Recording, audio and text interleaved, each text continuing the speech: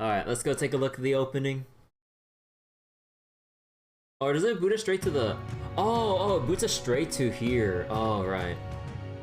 And yeah, also I got the Senpatcher up and running for Cold Steel 3. So we should be all good to go. Also, actually, maybe I should lower the volume just like a tad. Think about here is about good. And yeah, I did a little, like, I mean, I didn't look at any of the intro, I just literally fast-forwarded through while, like, covering my eyes, just to make a save so that my settings would actually save, just in case. So yeah, I didn't really see much of anything. But yeah, okay. I just want to do this as part of, like, standard procedure with the Cold Steel games at this point, given what we did with Cold Steel 2. First chapter might be a bit rough for Cold Steel 3. Okay. Yeah. Oh, if I'm doing it on Nightmare? Yeah. Because, like, I never actually did any Trails game on Nightmare first playthrough. So this would be interesting to see. Okay. I know that with the summary stuff, it's gonna take a while. Oh boy, I'm gonna try to speed read this shit. Alright, let's go. Oh shit. Yeah, oh, hold on. They really do chapter by chapter, huh? Oh man, this participant chapter 2. Oh shit. So wait, suspicious figures? Oh man. And then world introduction? Oh. Sus figures. No! Stop! Wait. Oh, wait, no, never mind. Okay. Because I really want to do this, and I know this is gonna take a while, let's speed read. So, prologue, Trails of Cold Steel 1, prologue, The Way to Thor's. The year was 1204 of the Septian calendar, and all across Erebonia, spring was in bloom. At the esteemed Thor's military academy, situated on the outskirts of the imperial capital, a new class was founded. It would be known as Class 7 and was composed of 9 promising young men and women, who demonstrated considerable aptitude for the Arcus, a sophisticated new type of battle ornament. Reen Schwarzer, son of a ruling lord from the remote region of Ymir. Elisa Reinford, daughter of the chairman of Erebonia's largest industrial corporation. Elliot Craig, son of a celebrated general and a kind-hearted boy who harbored dreams of becoming a musician. Laura S. Arcade, the daughter of a renowned military family tracing its lineage back to the knights of old. Machias Regnitz, the son of Heimdall's imperial governor. Emma Milstein, I don't know. The class's president and the academy's highest score on the entrance exam. Eustace Alberea, son of Duke Alberea, head of one of the Empire's 4 great houses. B. Clausel, a former Jaeger with extraordinary strength and agility. And Gaius Warzel, an exchange student from the land of Nord, bordering the Empire to the north. You never do Nightmare first playthrough? When you're thinking when prepping for next day, when you replay Cold Steel games, you'll do Nightmare on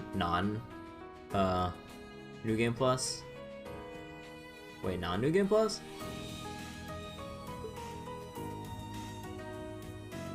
Gathered together by their homeroom teacher, Sarah Valenstein,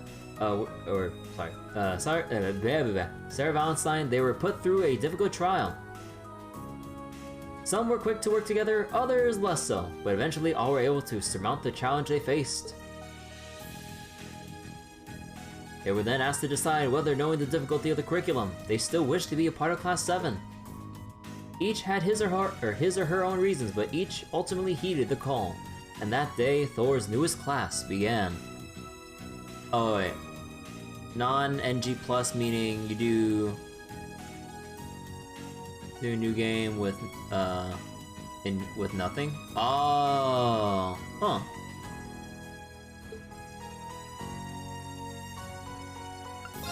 Alright, Chapter 1. Unconventional Studies. April came, and while the students of Class 7 were already grappling with their challenging coursework, they received a sudden announcement that they were to take part in an unusual program, a series of field studies. The class would be split into 2 groups, and each sent to a different location in the Empire to assist the local townships. Group A went to the rural town of Keldic, famous for its grand market.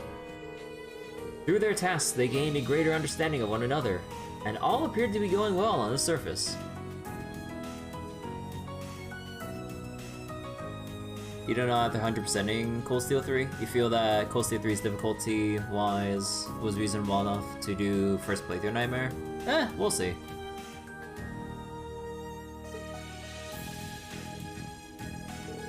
But that came to a sudden halt when they discovered that the 2 market stalls had been vandalized during the still of night.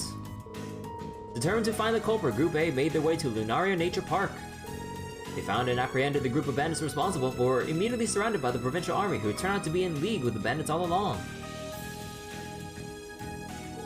Just as the situation grew more dire by the second, the railway military police, led by the notoriously brilliant Captain Claire, swiftly arrived at the scene. It was thanks to their timely intervention that the provincial army was forced to retreat, and the bandits were duly arrested for their crimes. I do a Senpatcher, so I could just change if it was a problem. Yeah, I could change Nightmare back to hard mode or something if I feel that it might be a little bit too annoying. We'll see. I'll give it a fair shake. The very first field study now at an end, Group A boarded the train back to Trista and reflected on the events that transpired over the course of their stay. It was then that Reen confessed to his fellow classmates that he was the son of adopted son of a baron, a noble. Surprising though it may have been, not a single one among them thought any less of him for it. The evening concluded with smiles, each of them blissfully unaware of the 2 ominous figures who were watching their train head into the distance.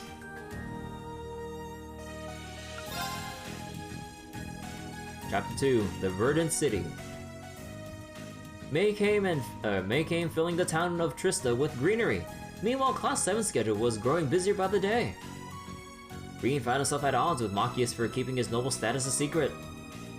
But he also learned more about his fellow classmates, including the fact that Emma was caring for a black cat named Celine. As the days passed, the time for their second field study arrived, and the newly organized Group A was assigned to Eustace's hometown of Bereahard. This would hardly make the trip easy, however, as the utterly incompatible Eustace and Machias were forced to be part of the same team yet again. To the surprise of no one, the boys were bickering in record time. The trivial squabbles, one after another, resulted in a number of setbacks, something they became keenly aware of when one particularly heated argument resulted in Reen sustaining injury during battle. Despite these moments of frustration, they at least felt they would be able to fully complete their assigned tasks. To add to the growing unpleasantness, however, they were given a stark reminder of how grave the tensions between the nobles and the Reformers faction were, when they discovered that the provincial army had been greatly expanding its armaments. With neither of them able to get much sleep that night, Eustace revealed to Reen that his background was less perfect than anyone in Class 7 realized. His mother was a commoner, making him the mere bastard son of Duke Alvarea. Machias, overhearing this, stepped forward the next morning to make peace, and their field study finally seemed as if it would go smoothly. No sooner had reconciliation happened was Eustace abruptly summoned to his home, leaving the rest of the group no choice but to proceed without him. They completed their morning tasks outside the city with little trouble, but immediately upon returning to Bereahard, Machias was arrested without probable cause by the provincial army. Reen, Emma, and Fee agreed that rescuing him was to be their top priority. As the 3 were discussing just how to go about that, they learned from a bracer passing through Toval of a waterway that led precisely to where Machias was being held. Conveniently, the complex waterway led to quite a few places, including the Alvarea mansion. They were soon reunited with Eustace this way, who had learned what happened and escaped from his home to set things right. As they approached a massive heavy door, Fee, who revealed she was once a Jaeger, made the impassable easily passable with the power of explosives, and they were able to successfully free Machias from his cell. On the way out, they were cornered by two large dog-like beasts from the military. However, thanks in no small part to Eustace and Machias forming a successful combat link, they emerged victorious. But the celebrations were short-lived as they were surrounded yet again, only this time it was by the provincial army. Even having Eustace at their side gained them no sympathy. It was only when Instructor Sarah and Rufus, Eustace's older brother, appeared that they were saved from peril. Group A's field study had come to an end, but on a much less positive note compared to the first. On the train, they gloomily discussed the factional conflict Erebonia faced. Instructor Sarah attempted to cheer them up, and succeeded, even if it was more because they were laughing at her than with her. Hey, William. Meanwhile, a mysterious young girl with a silver puppet nonchalantly watched them depart. Okay. Excuse me. Alright, just to make sure I don't, like, feel too sleepy. I made some coffee right before this stream, so I should be good to go for a while. Alright, Chapter 3, Beyond the Railways. June heralded the beginning of Class 7's first midterms, as well as the onset of Trista's rainy season. In the midst of this, the Reinford family's maid, Sharon, was appointed caretaker of Class 7's dormitory. And with her came the revelation that Elisa was the daughter of the Reinford Company's chairman. All performing to the best of their abilities, Class 7 scored better in the midterms than any other class. This news didn't go down well with the nobles of Class 1, of course, and the besmirched upper-class students challenged Class 7 to a duel. Class 7 was victorious here as well, leading to a tirade of insults from Patrick Higharms that were only stopped by Gaius' interference. The time had come for Class 7 to prepare for the next field study, and Group A's latest destination was the Nord Highlands, Gaius' homeland. The journey was exceptionally longer than anywhere they had been previously, and while briefly stopped at Ruhr Station, they encountered Lisa's mother, Chairman Irina. After a grueling 8-hour journey, they finally reached the Nord Highlands to the northeast. It was plain to see how Gaius had grown up with endless patience and kindness upon meeting his family, who gave Group A a warm welcome. After a night of sleep, they took off on horseback to begin working. The Highlands were as vast as they were beautiful, and their time spent there was both challenging and rewarding in equal measure. During their stay, they also happened to meet the former chairman of the Reinford group, Gwyn Reinford, Elise's grandfather. At night, while gazing at the stars together, Elisa privately told Reen about the discord between her and her mother, as well about when she lost her father. Gloomy as her expression was in the beginning, she felt a weight being lifted off her shoulders the longer they talked, and it was soon replaced by her usual sweet smile. Aww. Unfortunately, the night ended with her cheeks turning red as their uniforms when she realized their classmates had overheard part of her and Reen's conversation. The next morning, they were informed that the watchtower surveying the border of Calvary Republic had come under attack. The previously peaceful Highlands suddenly became tense, with airships from both sides ominously circling the skies. And knowing that war could break out over a misunderstanding at any moment, Group A motioned to conduct their own inquiry into the true culprits responsible. They found out just who these culprits were from an unlikely source, Milliam, the strange girl accompanied by the silver puppet. It was her help that made their capture swift and decisive, although the man pulling the strings, known as G or Gideon, managed to make his escape. Thanks to both Group A and the efforts of the Intelligence Division's Captain Lecter, war was successfully averted. Captain Lecter quickly arrived to take control of the situation and just as quickly left, taking Milliam with them. It was then discovered that she was also from the Intelligence Division. Later that evening, Sarah and Sharon both witnessed G and a masked man departing on a jet black airship. The next morning, Group A bade a sad farewell to Gaius' family and Gwyn. Their field study was over. They left the land of Nord behind, knowing full well that the experience had been one they would never forget. Alright, Chapter 4. Chapter 4, Amid Summer's Revels. July had come and preparations were underway for Heimdall's month-late celebration for the summer festival.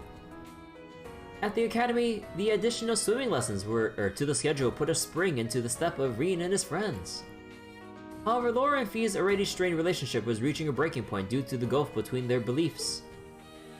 A surprise visit from Elise, Reen's younger sister, led to an argument between the adoptive siblings. And when Reen saw her in danger soon after, he lost control of a strange power that dwelt within him. Fortunately, Crow stepped in to help, and ultimately, no one was harmed in the incident. The time came for the month's field study. Unlike past studies, both groups were assigned to the same location, the Erebonian capital of Heimdall. They worked their way through the tasks given to them by Governor Regnitz, Machias' father.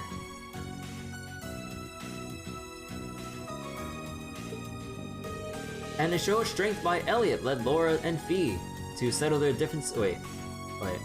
Elliot led Laura and Fee to settle their differences through a formal duel. After the battle, Fee revealed that the Jaeger Corps she belonged to was among the strongest and was called Zephyr. After opening up to one another, their uncomfortable feud seemed to be put to rest once and for all, much to Machias and Reen's joy. Before Machias and Reen were taken to questioning by the guards. The next day, a visit to Machias' house led him to reveal some of his own past. Machias concluded his story by telling his classmates that his hate for the nobility was slowly subsiding, something everyone warmly welcomed. Now back to work, Class 7 received a series of frustrating, obtuse riddles from the famed Phantom Thief B, challenging them to find something he had delightfully stolen, the Crimson Tiara. Undaunted, they rose to the challenge. Once they recovered the tiara, they received a call from Instructor Sarah. She asked them together at St. Estrella Girls' School, the school that young Elise attended. They even met with Elise before the gates of St. Estrella, and she elegantly led them to a stunning indoor rose garden. More stunning than the rose garden, however, was the sight of the Princess of Erebonia, Alfin Rice Arner. Even Prince Oliver, chairman of Thor's board of directors, came to meet them. That night, the prince informed them of the reasons that their class was put together. He explained his desire to cultivate the youth of tomorrow, those who could overcome the conflicts in the world. However, he had warned that the other directors had their own ideas on what they wanted from Class 7. It was for that reason they were all left pondering harder than ever about what they could and should do as a class. Several other strange conversations followed, such as when they found out Sarah had once been a bracer, or how Reen was invited to be Alfin's dance partner. And finally, they were asked for help with an important mission by Captain Claire. Specifically, they were asked to help with security for the festival, which was believed to be the target of terrorists. The next morning, they began the patrols of the festival as requested. The parade came to an end without incident, and just as they thought they were in the clear, chaos erupted in Draco's Plaza. Reen and friends quickly realized this was a diversion, leaving Toa in charge. They hurried to Princess Alfin's side. Upon arriving, they found the garden party where she was in attendance, under attack by the terrorists. The attack was led once again by G, and Princess Alfin and Elise were both taken hostage. Reen's party pursued them beneath the city.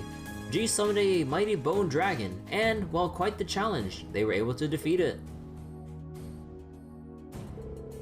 Though the dragon had fallen, 3 more members of the terrorist group made their appearance: V, S, and their leader, C. C challenged Reen, Laura, and Fee to a duel, and his victory proved both swift and effortless. It wasn't long before the railway military police found their way into the catacombs as well, and the terrorists fled the scene, triggering an explosive in the process.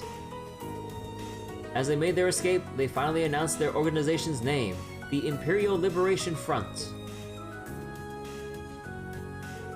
The 3-day-long festival came to an end, and Class 7 readied themselves to return to Trista. They were seen off by Princess Alphen, Elise, Governor Regnitz, and Crown Prince Cedric. But before they could leave, an unexpected man also arrived to also bid them farewell. It was the Blood and Iron Chancellor, Gileath Osborne, the man behind driving the Bracer Guild for most of Erebonia.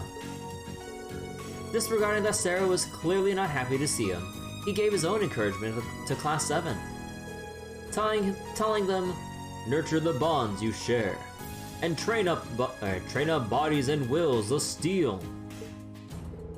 As he spoke, Reen felt an aching in the left side of his chest, causing Elise to look on with concern. Oh, wow, we still got Cold Steel 2 to read as well. Oh my, and everything else, holy crap. Chapter 5, Signs and Omens. Maybe I should have started the stream earlier. The heat of August beat down upon Trista, but none of Class 7's nobles elected to return home, as was their right. So it was that all were present to greet two surprising mid-year additions to the class. The first was a familiar face. The second-year Crow Armbrust was forced to join their ranks in order to make up credits, while the second young Milliam Orion was an operative. Was an operative from the intelligence division that they met in Nord. Crow sleeping in the back. Contrary to expectations, it wasn't long before Milliam fit in so well. It was as if she had always been there. The time for their next field study came, and Group A was sent to Laura's hometown of Legram. And once they completed their field study task, they were instructed to meet with Group B to travel to Gorelia Fortress. In Legram, they were reunited with Toval and helped to train several Arsaid school students. Rena also had the chance to duel Laura's father, Viscount Airsaid, also widely known as the Radiant Blade Master. The Viscount sensed Reen's fear of using his hidden abilities and forced him into utilizing them anyway.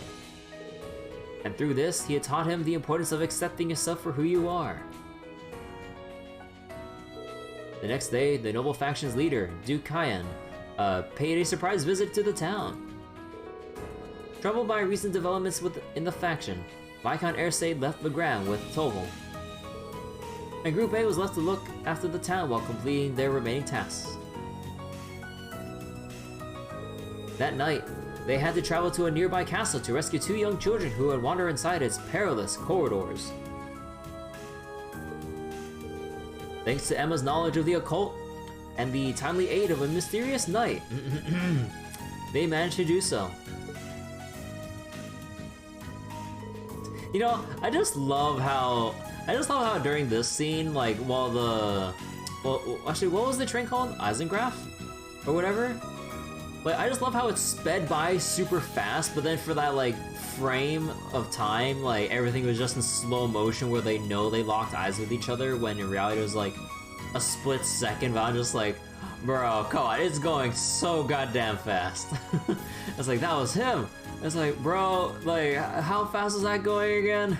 Like 100, like, miles an hour or something? I don't know.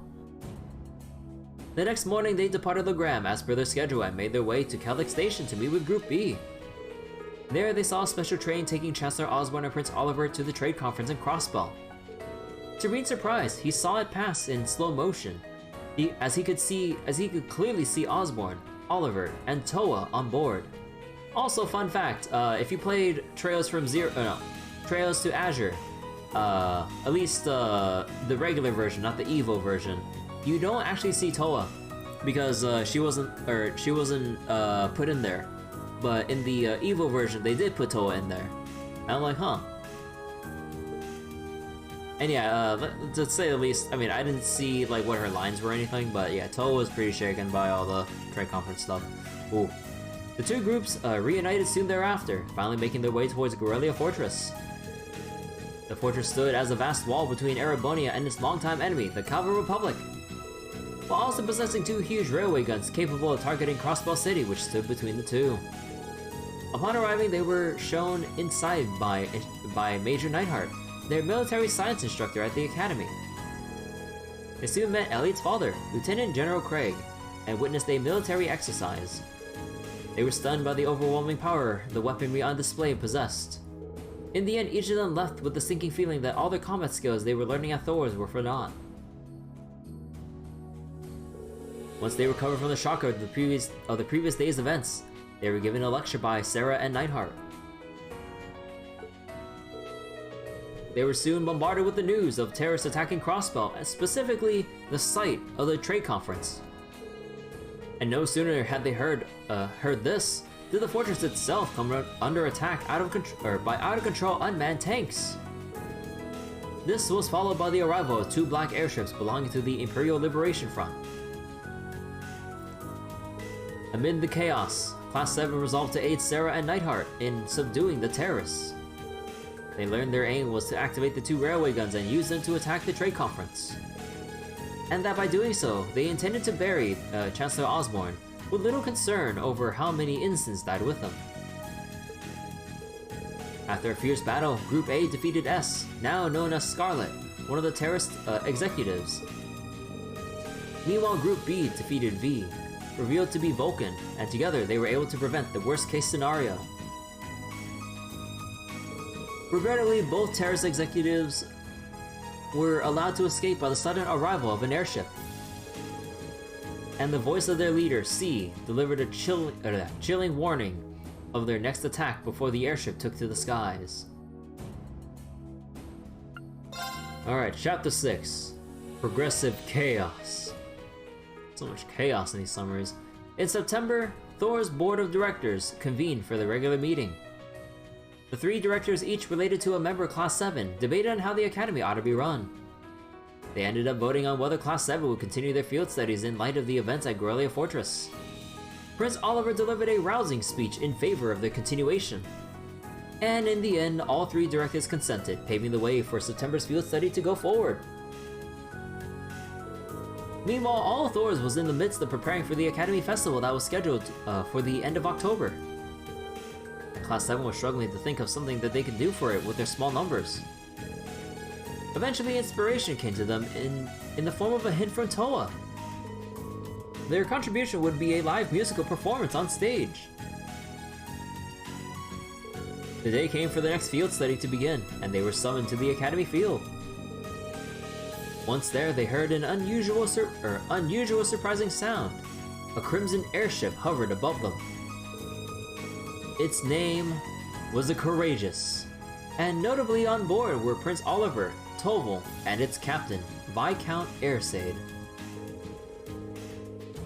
It was decided that Class 7 was to be taken to their field study location by airship, and everyone stepped on board. After the Courageous was shown off to the people of Heimdall, it flew to Ruhr, where Group A alighted. Ruhr was a large industrial city, home to the Reinford Group's corporate HQ and Reinford family residence. Once there, they set about working through the task Elisa's mother, Irina Reinford, gave them. But later that day, they came upon a dire conflict between the Provincial Army and Railway Military Police. Rufus and Captain Claire's appearance prevented things from escalating further, but it was clear that something was amiss. That night, Elisa's mother was forced to cancel dining with them, irritating Elisa to no end. Elisa later revealed to Reen more about her family and her concerns relating to Irina's destructive work ethic.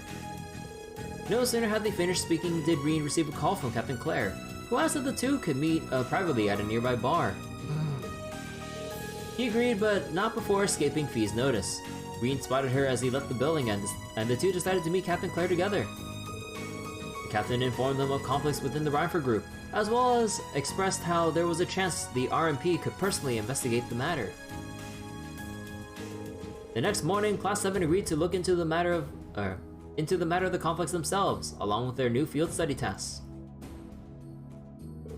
While they were doing so, a more pressing problem arose. a fire at a military factory in town. No sooner had that been resolved did they receive word that terrorists had occupied Saxon Iron Mine. The provincial army sealed off the mine from sealed the mine off under pretext of protecting the hostages from being harmed. It was clear to all that their true aim was to stop the railway military police from going inside. While Group A pondered their options, Angelica and George arrived in the city after a long bike ride. Angelica believed her family was involved in all of this, and that she had a duty to stand up and fight. They all agreed to help her, and Elisa went to see her mother to try and find another way into the mine. Irina, seeing her daughter's newfound determination, gave them a key card, allowing them to sneak into the mine. They traveled through an underground passage connecting Ruhr and the mine and began searching for the miners. Partway through the mine, they found most of the hostages, and Crow volunteered to take them back to the surface with them. Thanks to George's guidance, they eventually reached the central control room where they found Vulcan. He revealed that he had once been a Jaeger, one that Fee herself knew of. They defeated him, but then the terrorist leader C appeared, with those BS archaisms behind him that had AoE stuns that I did not prepare for. Ooh, that fight sucked. Mostly because it was just bad preparation on my part. Unlike their first bout in Heimdall, however, Group A was finally able to best C in battle. However, C managed to escape, and in their place rose the familiar sight of the terrorist black airship. At that moment, the RMP and Provincial Army made their way in, but they immediately began bickering amongst themselves. C's derisive words filled the area as the airship rose upwards, and were all of a sudden replaced by the sound of a gunshot. Its engine hit. The airship exploded into a violent mess mid-air before their eyes. The Provincial Army saw this as a vital chance to take control of the scene, but those hopes were quickly dashed when Prince Oliver intervened. He effortlessly took command and ordered a full investigation into what happened. Any and all disputes were effectively dissolved. In addition, Captain Claire and Sharon had a cryptic conversation that very same night. Okay, intermission, returning home. Oh yeah, right, the drama CD. God, I'm still mad about this. I wanted to see this, but oh my god, why is it relegated to the drama CD?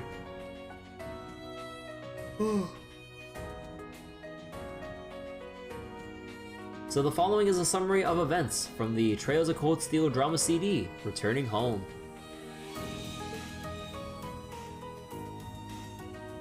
At the close of September, Class 7 was summoned to Volflame Palace in Heimdall.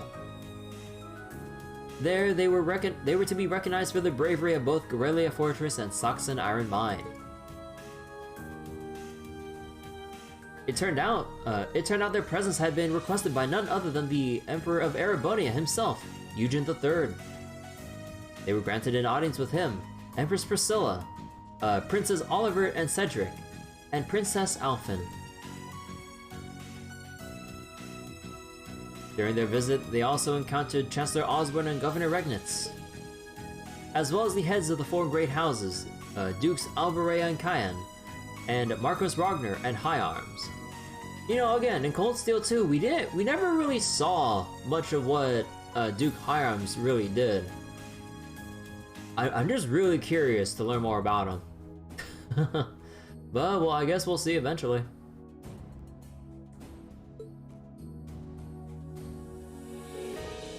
Emperor Eugen invited Class 7 to take a short vacation in the Hot Springs town that had ties to the Imperial family.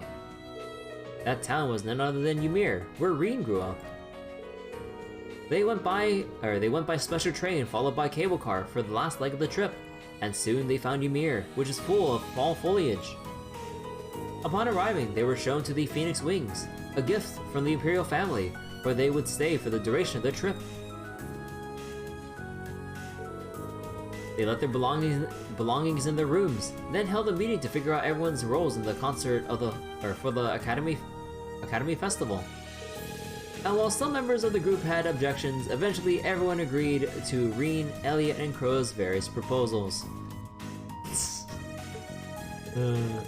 Afterwards, Reen was reunited with his father, Baron Theo Schwarzer, and his mother, Lucia, Lucia? I forgot how it was pronounced. Either way, Lucia Schwarzer. They were not related to him by blood, but they welcomed him as warmly as any biological parents would. Even though this intermission wasn't in the game, this is also very important. Yeah. I'm like, bro, like, the least they could do was, like, include the drama CD as free DLC for Cold Steel 1. At least. Like, come on, man.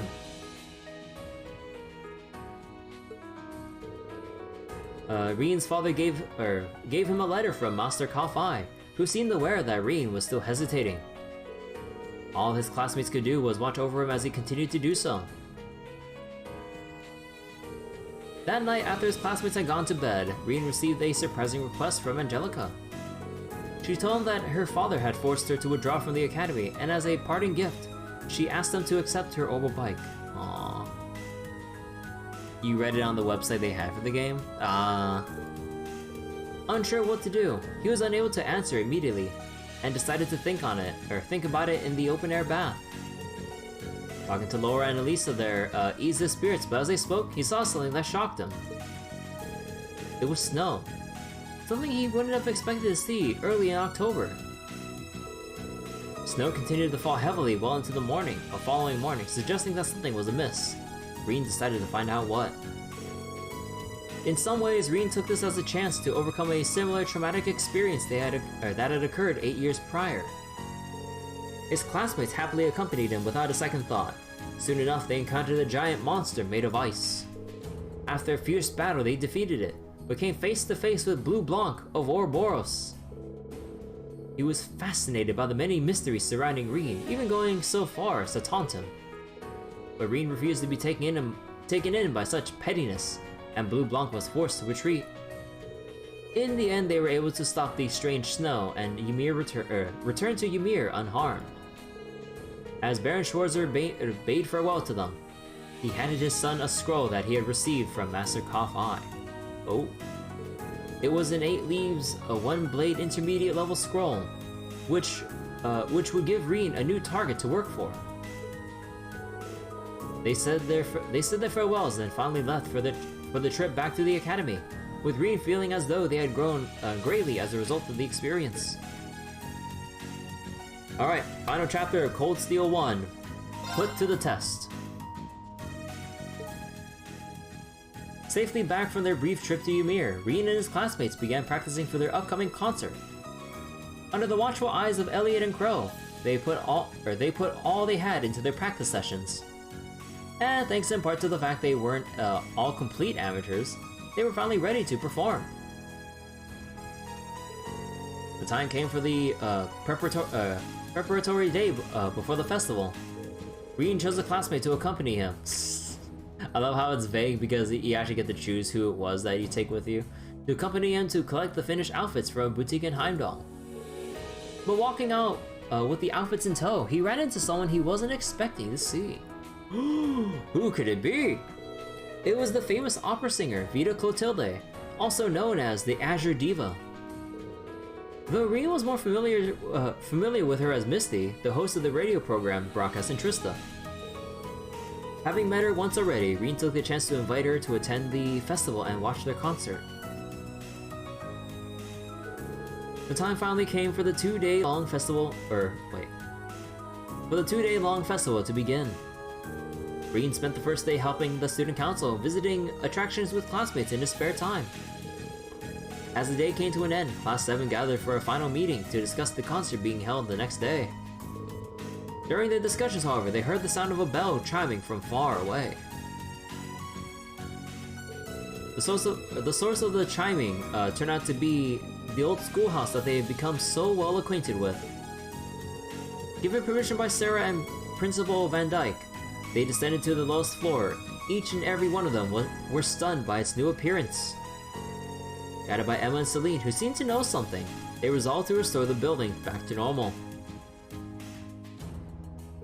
Eventually, they found themselves in what could be only described as an otherworldly battlefield, reminiscent of the Unlimited Blade Works, face to face with a monstrous black shadow. I love swords so much. After a challenging battle, they were able to defeat it, overcoming the trial that it represented. Hey Equinox, how you doing? Nightmare? Some fights to be very tough. Something longer than usual? I don't mind. Well, we'll have to see, but let's see. Because I never played any of the other Trails games on Nightmare, so I was recommended that Cold Steel 3 would be a relatively easy first playthrough Nightmare. So I'm like, alright, I'll give it a shot. They were transported and knocked out in the aftermath, but once they opened their eyes, they discovered the building was back to normal. Suddenly, a door that was before them opened. On the other side stood a giant humanoid, a 7-arm tall, ash-colored knight. You hear Sky Nightmare is a true nightmare? I don't know about, I'm not sure about first chapter or the third, but my hardest time in any Trails prologue was Trails in the Sky second chapter on hard mode. Because, like, the fight that you have is so tight on, like, you actually had to use your proxy puppets that were given to you in the prologue dungeon. I'm like, if I have to use this shit on hard mode, how are you supposed to get through a Nightmare? I'm just like, bro. Like, Sky second chapter is, like, will be the roughest, like, first playthrough Nightmare of any Trails game. At least just by virtue of, like, the prologue alone. Because, oh my god, man, it's disgusting, like, how tough that was. Anyways, so wait, is those all the JRPGs in general? Even all their Fire Emblem games are the same? Really tough? I'm not sure about Fire Emblem, but, or other JRPGs, but I don't know. I wouldn't say in general, but I don't know. Alright, the next day, the second day of the festival began. Ree managed to put the night out of his mind enough to focus on showing Elise who had come to visit around the Academy campus. During that afternoon, the time finally came for their concert, which got me a copyright claim on YouTube, so I had to mute the actual concert, which actually pissed me off. And also, they manually went to my copyright claim and, like, declined my dispute. I'm like, what the fuck? Each of them gave their all to their performance, and they were able to finish both songs. When the audience feverishly called for an encore, Class 7 was more than prepared to perform a third. During the third song, which I got a copyright claim for, the audience was invited to sing along, and the concert proved to be an immense success. After the concert, the after-party began. Reen thanked Crow for all that he had done for him. Encouraged by Elise, Reen also decided to spend some one-on-one time with someone close to him. In this case, as a reminder, with instructor Sarah. Who we learned was from North Ambria, and gave some, like, foreshadowing as to how rough of a time she had there. And also, like, some of the, or part of the, or hinted at the unsavory parts of what she had to do in North Ambria to survive and get by before becoming a bracer.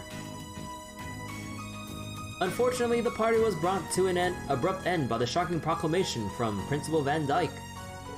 He appeared to tell him that Guerrilla Fortress in the east had vanished without a trace. Oh, man.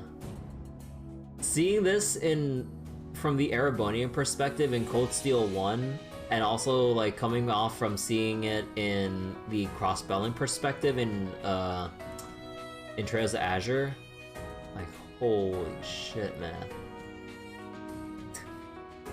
This was definitely a sight to behold, just seeing, like, the chunk, like, just absorbed out from the, or, like, just erased from the mountain.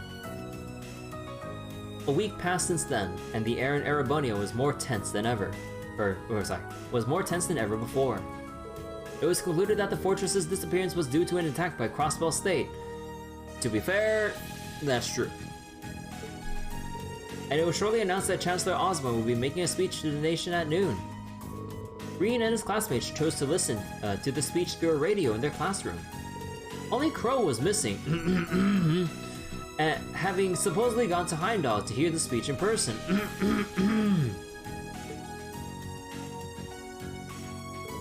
The time for the speech finally came. Osborne's words were forceful and provocative, making it clear that it would end in a declaration of war. Not just against Crossbow, but against the Calvary Republic as well, who is believed to be backing the state. Please note that this was a pure lie. Well, Crow heard the speech in person, alright? Yeah, oh man, yeah, he sure heard it. However, just as he was about to make that decisive declaration, the sound of a gunshot resounded throughout the skies of the capital. The left side of Osborne's chest was pierced, and he collapsed to the ground in a pool of his own blood. The spectators let out terrified screams as they watched in horror. Let out. The sniper who shot them was none other than C, the Imperial Liberation Front leader, who was believed to have met his end in Ruhr. How can this be? And his true identity was revealed to be a former member of Class 7. Crow Armbrust. Meanwhile, the students of Thors were able to witness the whole string of events through the radio broadcast. At first they were merely listening to what was happening, but then Misty spoke directly to them. After she spoke, the class was filled with the echo of an eerie chant, and a window into what was happening appeared before them. Emma shared details about Vita, the Witch of the Abyss, whom she described as something of a sister to her. However, they were all too shocked by what was happening to pay any real attention to her words. How could you caught me by surprise? I mean, to be fair, I was a complete dumbass and actually didn't make the connection at all until they actually just showed it. I'm like, when I look back at it and when everyone just laughs at me and told me like, bro, did you not see the signs? I'm like, oh, it was pretty obvious, wasn't it? I'm like, okay, I'm a dumbass. I legit was caught. I'd be one of those fools who would be deceived by a Team Rocket disguise, apparently.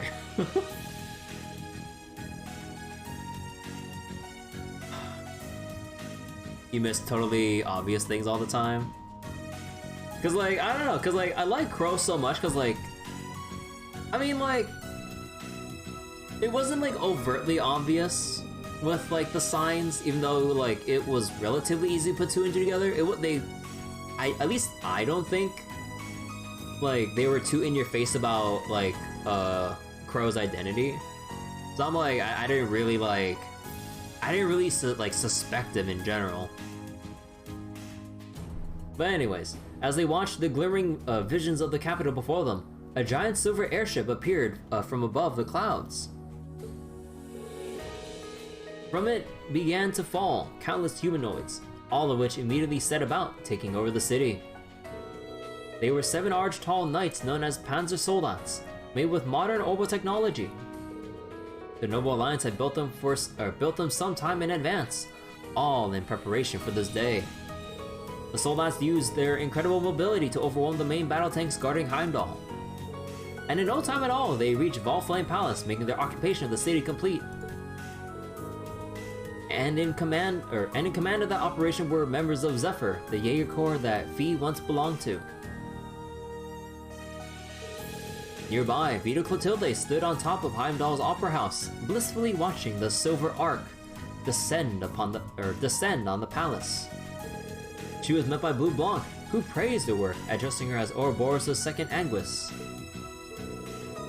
With an elegant smile, she accepted his words, then confidently issued a proclamation. The bells are tolling for Crossbell, and preparations here are complete. Still, even this grand an undertaking is but a jewel in the greater crown, the second stage of the Orpheus final plan. The symphony awaits us. Let the second movement commence.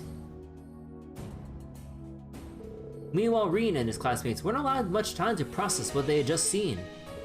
Not long after the window on Heimdall closed, they realized that the soldiers were fast approaching Trista too.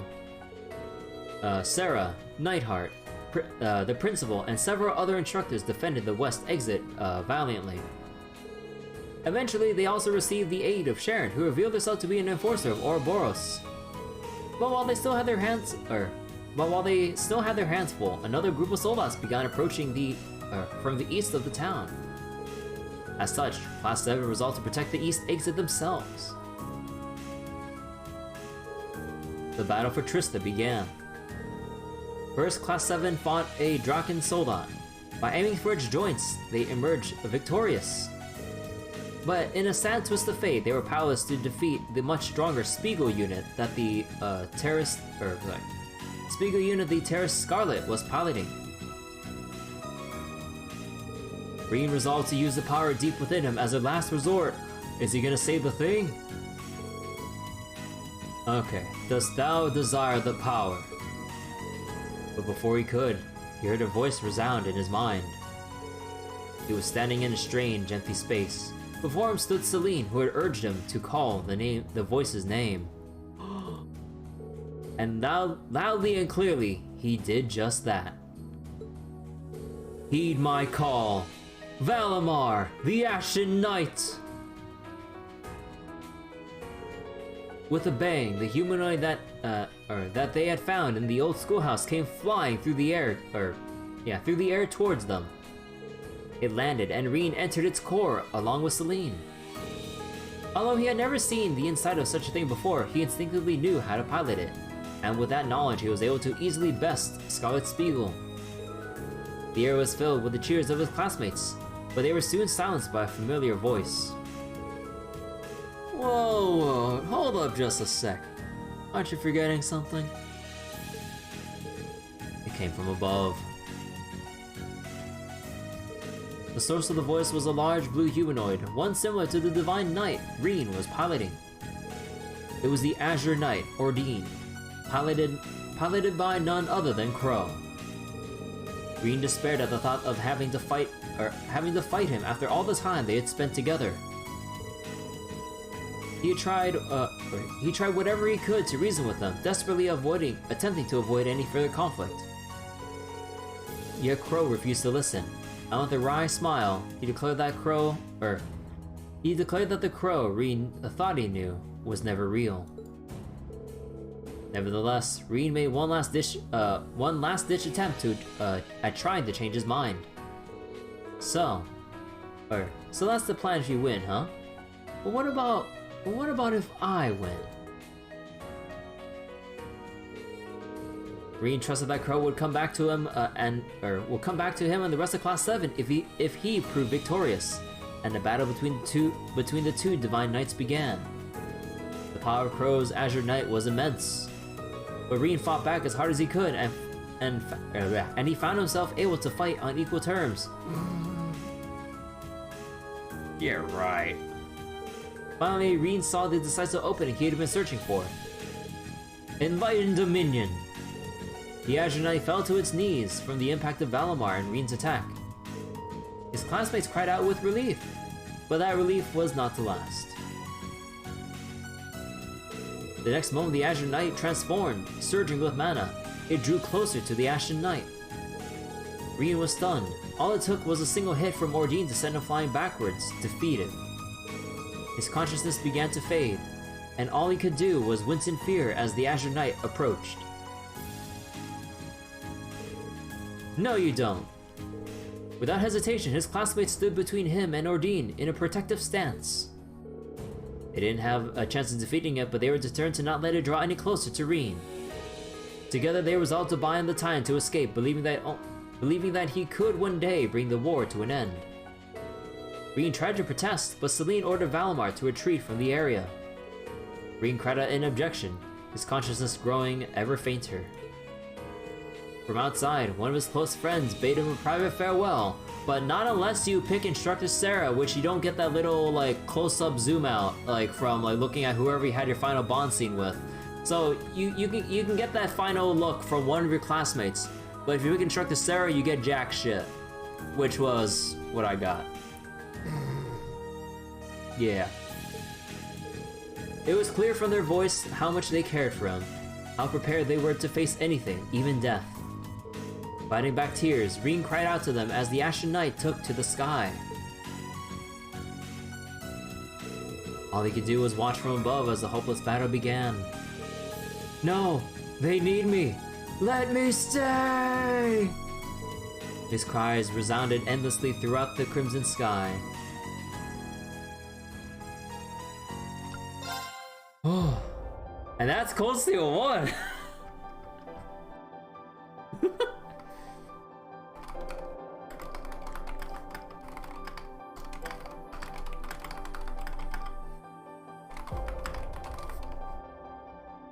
Alright, Cold Steel 2, let's go!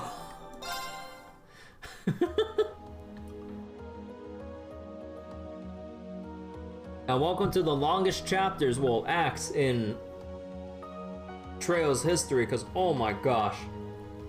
Act 1 is like the longest goddamn part, like chunk of story ever. Holy crap. The whole act was like getting the classmates back together, but oh my god, it was so beefy of a story part. Okay. So Trails of Cold Steel 2, Prologue, The Depths of Despair. Heimdall, the capital of Erebonia. Chancellor Osborne's speech was silenced by the sound of a single gunshot ringing throughout the city. The man who pulled the trigger was none other than C, the enigmatic leader of the Imperial Liberation Front. But it was on this day that his identity was finally revealed. Crow Armbrust, a friend, and a member of Class 7. With the Chancellor's fall, the Noble Alliance rose and seized control of the city. Thus began a bitter struggle between the Noble Alliance forces and the Imperial Army, the Erebonian Civil War. Not even Thor's military academy was safe from the fighting. Soon after taking Heimdall, the Noble Alliance set its sights on the academy. Thanks to Crow's help, Thor's first line of defense was quickly subdued. Class 7 rushed in to help their instructors, but even they were completely overwhelmed. Realizing they stood no chance against such an unstoppable force, they decided to put all their lives on the line, all to give Reen a chance to escape. Not wanting to leave his friends behind, Reen desperately cried out for them, but Valimar continued to fly him farther away. Before long, his exhaustion and wounds overtook him. He slipped into unconsciousness. How much time had gone by since that fateful day? Upon coming to, Reen was instantly racked with frustration and self-loathing. Taking a moment to survey his new surroundings, he quickly realized he was somewhere in the Isengard mountain range. He also noticed Valimar silently kneeling nearby. Celine as well. She had been there the whole time, waiting for Reen to regain consciousness. The familiar relayed the situation to a still confused and panicking Reen.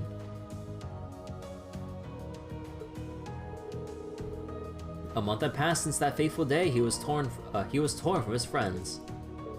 On top of that, it was now impossible to return to the place he had last seen them. Reen immediately began to make his way down from the mountain, spurred by his concern for their well-being. Caught between worry and frustration, he was in no mood to respond to any of Celine's attempts to speak with him. But their descent came to a sudden stop as they came face to face with the terrifying foe. A weapon not seen since the Dark Ages. A magic knight. Reen put up a valiant fight, yet was unable to best the Colossus on his own. Showing no pity for its struggling opponent, the magic knight raised his blade to deliver the final blow.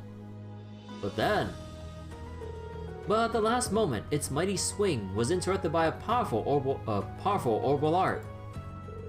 The magic knight was thrown off balance and tumbled over the edge of the cliff, plummeting down the sheer mountain face. Reen's savior was none other than the Bracer Toval, With him were Princess Alphen and Reen's sister Elise. With their appearance, the tension that had been keeping Reen going vanished, and he collapsed in exhaustion. When his eyes opened once more, he was greeted with a familiar sight, that of his own room. He was back home in Ymir. The sights and sounds of his hometown brought back a flood of memories. After Reen had recovered, Towa and the others filled him in on everything that had happened over the past month. It was then his hopes were confirmed. Though they had been scattered and their whereabouts unknown, his friends were still safe. Once the discussion was over, Reen paid a visit to the local hot spring in order to collect his thoughts. With Elise. Now was the time to figure out his next move, yet no matter how much he racked his brain, no solutions came to him. None of this would have happened if he had been strong enough to fight off the Noble Alliance forces, strong enough to protect his friends. As he assaulted himself with such harsh thoughts, Elise appeared and gave him some much-needed encouragement. Thanks to her, he was able to remember that, in making sure he got away, his friends had each placed their faith in him. As Reen thought back to each of their faces, he realized not one of them had given up. Believing in the faith his friends had given him was just the motivation Reen needed. He resolved to search the country until he had reunited with every last one of them. However, the flames of war were upon him again before he knew it. While on an expedition outside of town, the group was paid a visit by the Witch of the Abyss, Vita Clotilde.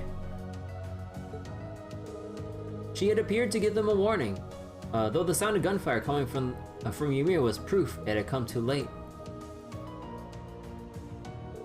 Rushing back to the town, the group found it besieged by Jaegers, who had been hired by Duke Alborea of the Four Great Houses. The town was in a panic. In an attempt to protect his people, Reen's father tried to fight the Jaegers, but ended up sustaining a severe wound. Seeing this, a roar of rage and despair burst forth from Reen, echoing throughout the town. Reen got mad? Yeah, he got mad. Driven by hatred, he lost himself in his power and ruthlessly dispatched the Jaegers. Fortunately, Elise's intervention and the news that Baron Schwarzer was still alive were able to bring Reen back to his senses. There was little time for relief, however, as Vita showed herself once more. Apologizing for the incident, she made it clear that this was the result of Duke Alborea acting on his own. As a show of good faith, she erased the Jaeger's memories of having found the town and cast a spell that would keep it safe for a time. This strange moment of kindness caught the group off guard. Just long enough for a girl in black riding a strange puppet to swoop down on them. Said puppet bore a striking resemblance to Miriam's Ergitlam. The girl in black moved too quickly for anyone to react. And before they knew it, she seized both Elise and Alphen, who we won't see until the end of the fucking game! Well, I mean, with Alphen, we got it earlier. But we don't get Elise back until the end of the fucking game. I'm like, bro. It's so... You cannot believe how many times throughout the entirety of Cold Steel 2, I'm like, okay. It's like, okay, we're finally gonna get Elise back now, right? And she's gonna be playable, right? We got Elise back, so she's gonna be playable, right? Right? Oh, not until the actual final dungeon that had no reason for being there in the fucking game. Pepe laughed. Like, bro. She was not available until you get to the final I was gonna say optional. Final dungeon, the Reverie dungeon. Of which everything was completely pointless, and just for the sake of padding time to an already super long game, it should have just been a straight shot to the final boss and boom, done. And maybe have the optional side of the rest of the Reverie dungeon as like hey, if you want to grind out some stuff and get some new quartz equipment and optional boss fights, here you go. Final useless fluff dungeon, yep. At least it's too OP to have early on. Like, bruh, I was like, there's no way they'll tease me and like put her off from being playable for that long, right? Falcon be like, hold my beer. Falcon, you bastards. Unable to chase after them, all Rin could do was assure them that he'd come to their aid. He swore to himself that he would keep this promise and reunite with his friends, no matter what.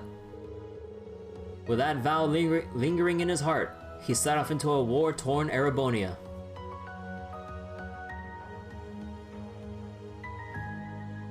Okay, so actually I wonder, are they gonna go through each individual section of like trying to rescue each group of classmates at a time? And they probably are, given how important each section is. Oh man, okay. This is gonna be a beefy Act 1 summary as well. So Act 1, Ashen Chronicles. Soon after Rin found the resolve he needed to search for his missing friends, Elise and Alphen were kidnapped by the Noble Alliance. Swearing to save them, he made Ymir his base of operations in search of his comrades. The group's first destination was the lively market town of Keldic. Upon arrival, it became clear they would need to tread carefully to avoid the watchful gaze of the Noble Alliance forces occupying the city. Ah, the bro hug, look at that! But following a set of clues to the windmill, just outside of town, Rin was ultimately able to reunite with Machias, Elliot, and Fee. Overjoyed to see one another again, they took some time to exchange information on what had happened since they were last together and what their next move should be. It was decided they would try to find a way to the Guerrilla Proving Ground where the 4th Armored Division was stationed. In doing so, they would learn both the state of the Imperial Army and the overall situation of the war, Understanding the importance of this, they set off. Slipping past the tight surveillance of a Noble Alliance checkpoint, they followed the railroad tracks and reached the ruins of Guerrilla Fortress. In awe of the gaping crater where the fortress once stood, they didn't have time to continue onward to the Proving Ground before coming under attack. You know, I know that they took the shots directly from the game and stuff, but I love how they even still have the text from the cutscene as well.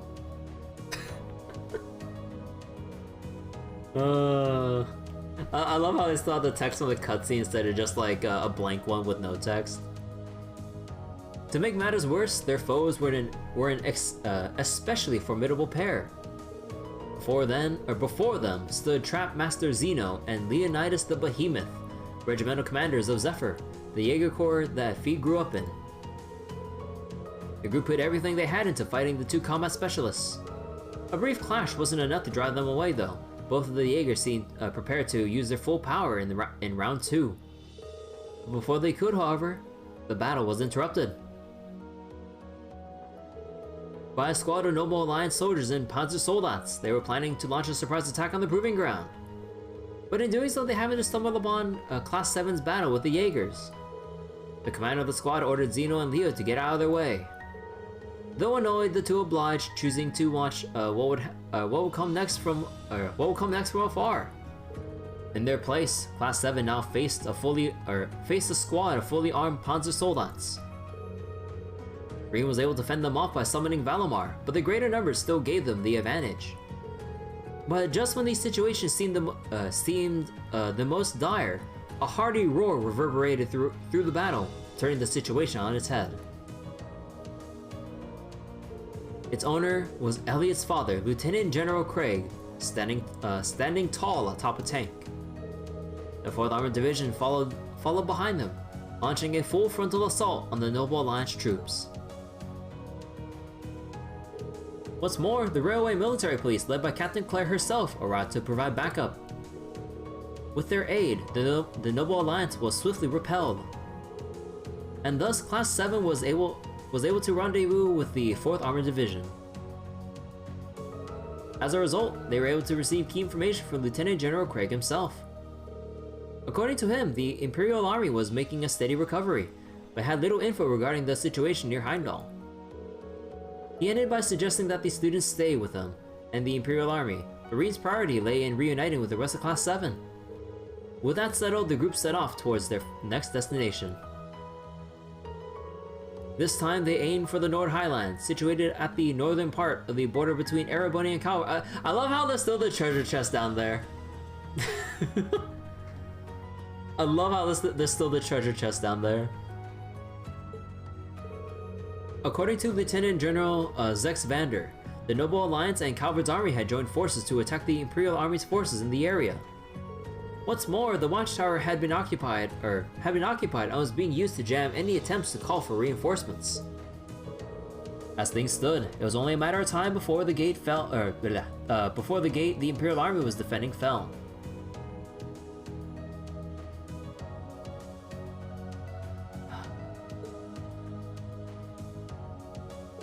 At the same time, the group also learned that the members of their class who were there fighting, sorry, let me reread that. The group also learned that the members of their class who were there were fighting to protect the people of Nord. Following after them, the group was finally able to reunite with Gaius, Elisa, and Milliam. Wanting to repay the people of Nord for taking them in, they had been planning to retake the watchtower. Upon hearing about this, Reen and the others were more than willing to help. They successfully executed their assault on the watchtower and were able to reach the jamming device on its roof. What they hadn't planned for, however, was that Altina, the mysterious girl who had kidnapped Elise, would be there waiting for them. Standing at her side was one of Ouroboros' enforcers, Blue Blanc. After briefly exchanging words, the two groups engaged in a fierce battle where I forgot to get bonus AP by finishing the battle in 40 or less turns, which made me a little pissed, but I still got my A0 rank though. The tide seemed to be in Class 7's favor, yet the said tide turned when Blue Blanc employed a shadow weaving technique to immobilize them. This left Reen with no other choice but to rely on the strange power within him. Yet, just as he steeled himself to do so, a brilliant gleam shot through the watchtower's rooftop. Class 7 was suddenly freed from the shadow weaving by a series of metal wires. Their savior stood above them, looking down. It was Sharon Kruger, another enforcer of Ouroboros and current maid of the Reinford family. With her on Class 7's side, their victory would be assured. Or so they thought, but Panzer Soldates belonging to the Noble Alliance forces returned to the watchtower soon after. Reen wasted no time in summoning Valimar and made quick work of them. Having witnessed Valimar in action, Blue Blanc and Altina bade their farewells and retreated. With no foes left to stand in the way, Class 7 was successfully able to remove the jamming device from the watchtower. With this, the immediate threat to Nord was settled. With their job finished in Nord, Class 7 set its sights on the lakeside town of Legram. Asking around, they discovered supernatural occurrences that had been reported in the nearby Lohengrin Castle. Arriving there, they met up with Laura and Emma, who had gone ahead to assess the situation. Together, the reunited classmates made quick work of the issue. On the way back, Emma confessed to the group her true identity as a member of the Hexen clan. She believed that she had no right to remain a part of Class 7 after keeping such an important detail secret. Reen, however, felt differently. He pointed out that she wasn't the only one in the group who had hidden their special circumstances. And even taking those into account, he was confident that their class was the finest Erebonia had to offer. That recognition was the small yet powerful push Emma needed. And with that, there's only one member of the class left to find: Eustace. The search led the group to Breahard, a pivotal location for the Noble Alliance forces and ruled by the Alborea family. Following Eustace's guidance, the group finally reunited with him in an airship stationed inside the city. However, his family's actions and position in the Noble Alliance weighed heavily on Eustace's mind. Feeling bound by his duty as a noble and guilty over the wrongs his family had committed, he claimed it was impossible for him to rejoin his former classmates.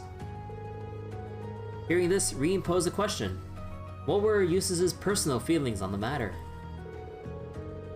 Reen's pointed question brought Eustace back to his senses, but something was still causing him hesitation. He requested a duel between himself and Reen.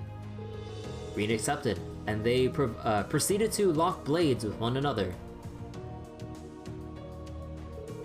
Though the battle was close, Reen was eventually able to best Eustace.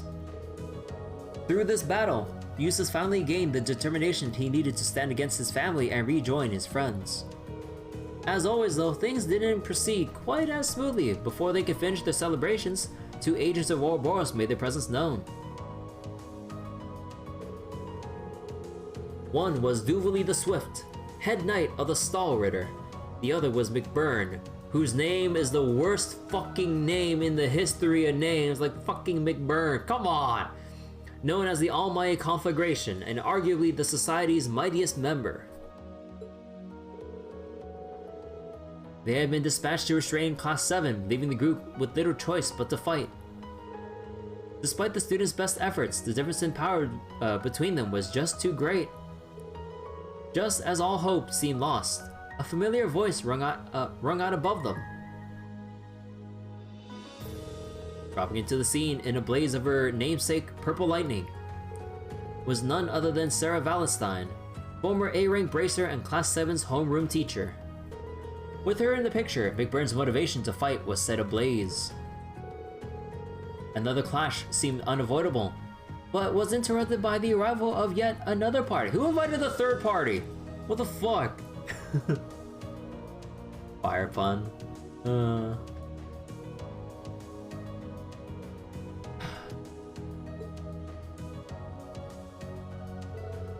This time it was Duke Alberea, accompanied by a squad of Panzer Soldats. He had come in pursuit of his son, Eustace. Okay, hold on, let me finish my coffee.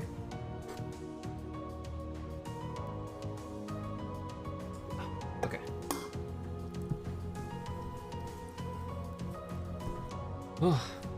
Actually, hold on. Let me take a little longer with this water break. Holy crap. I knew, because I believe we're almost done with this. Since we're picking up Eustace now, but holy crap.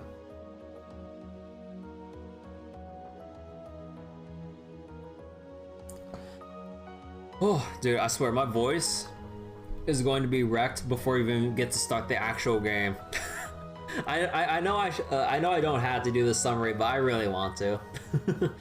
I don't know why, but I just like this feeling of making the part 0 of this playthrough, just like to get us all like caught up with the story again. Anyways, oh, whoops, hold on. Wait, what the fuck? Hold on, I need to clean up something. Oh, okay, sorry about that. So this time it was Duke Alberea, accompanied by a squad of Panzer Soldats. He had come in pursuit of his son Eustace.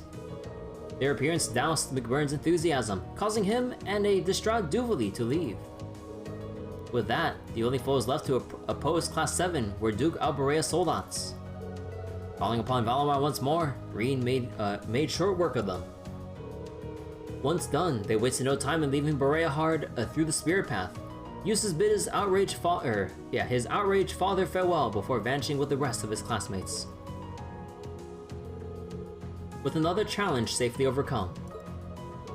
Missed opportunity to say barrier. Class 7 had, with one exception, finally reunited. After returning to Ymir, and celebrating this feat, they gathered to decide their plans from there on. After much discussion, they agreed they would act as a third party, one affiliated with neither the Imperial Army nor the Noble Alliance.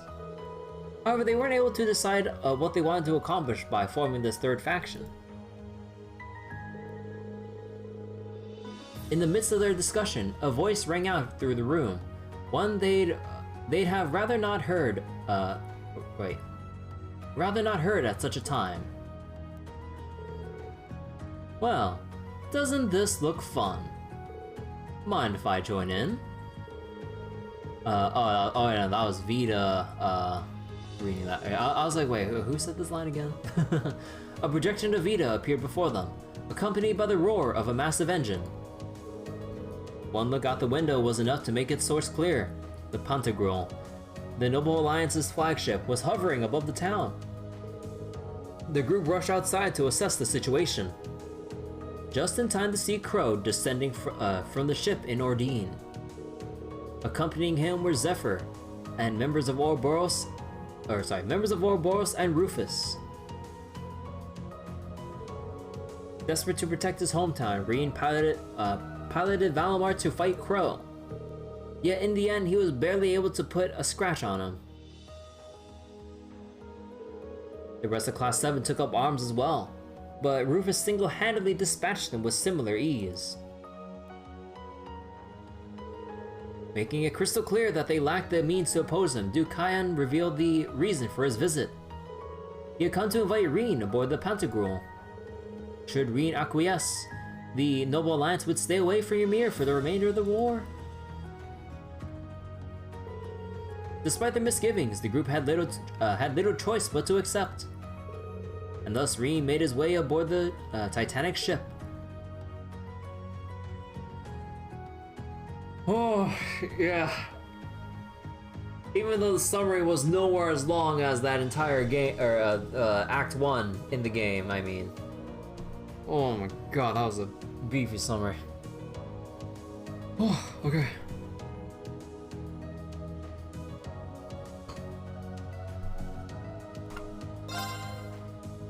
Intermission, aboard the Pantagruel. Honestly, this is one of the coolest, like, intermissions, like, talking with everyone here. Like, this is a really damn good intermission. After being strong-armed into coming aboard by Duke Kyan, Kayan. Kyan. Reen found himself in the expansive halls of the Pantagruel. The Duke's goal in doing so was to have the opportunity to invite Reen to join the Noble Alliance. With Chancellor Osborne out of the picture, his priority lay in ending the war as swiftly as possible, or so we claim. A goal which could be accomplished with... Oh, come on, I just downed a whole bunch of coffee, why am I yawning? Which could be accomplished with much more ease if Reen agreed to join their ranks. Escorted to a private room to think it all over, Reen found himself at a loss over what to do. In the midst of his thoughts, Crow paid him an unexpected visit.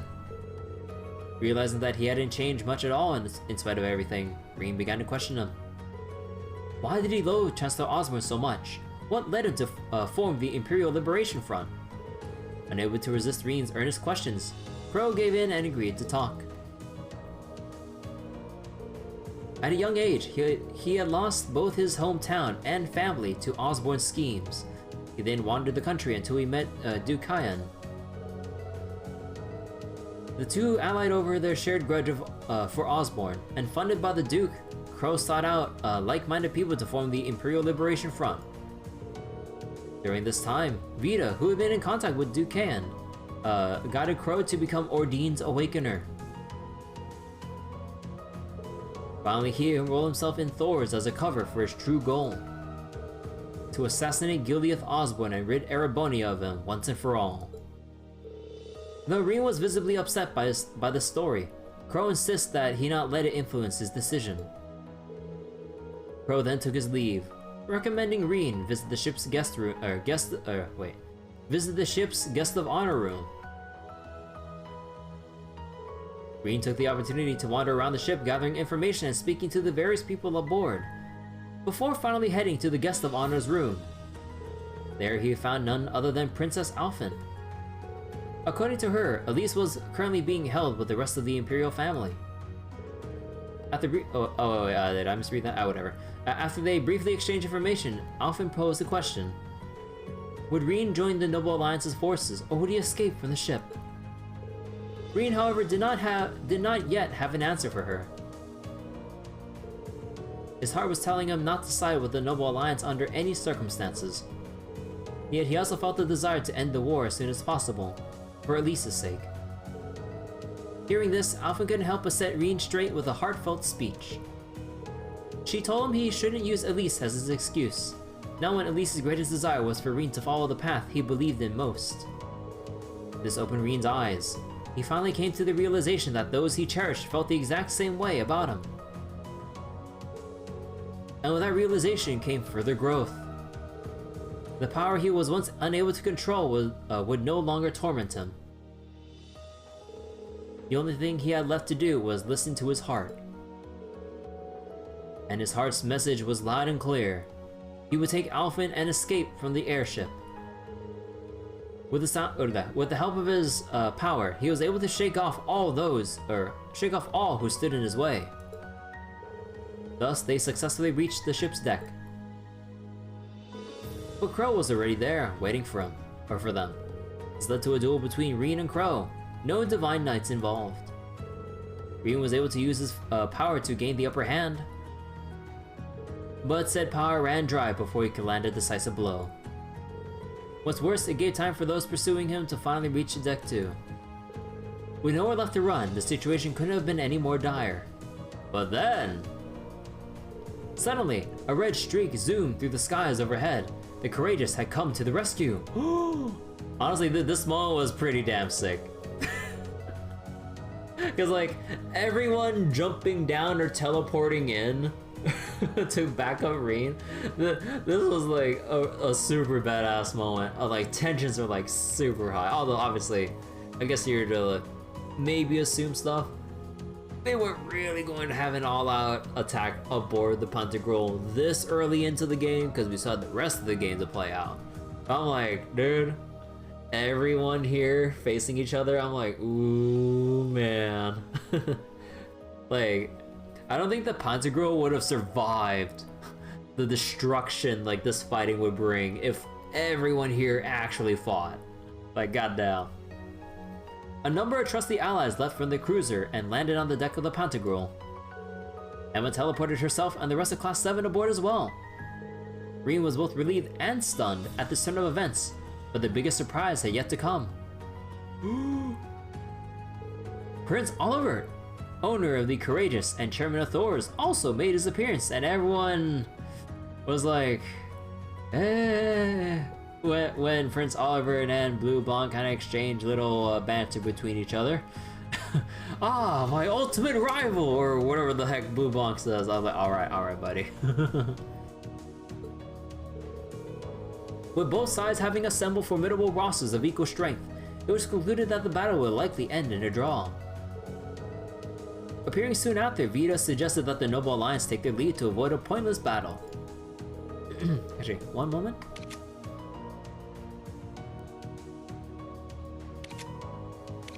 Huh. Okay, apparently if I press shift, I can, like, shift some stuff around. I hope that... oh, no, that was auto. Oh, no, that was the auto mode. Oh, wait, shift is auto mode? What the heck? I did not... Okay, that is nice to know in advance before I accidentally press shift. Okay. Actually, was that always the case? Or is this a Cold Steel 3 thing? Hey, Cena. Doing a little recap? Yeah. I'm doing a recap of everything in the summary page, so you didn't really miss anything with Cold Steel 3. So, thanks to her intervention, Reen and the others were able to leave the Pantagruel unscathed.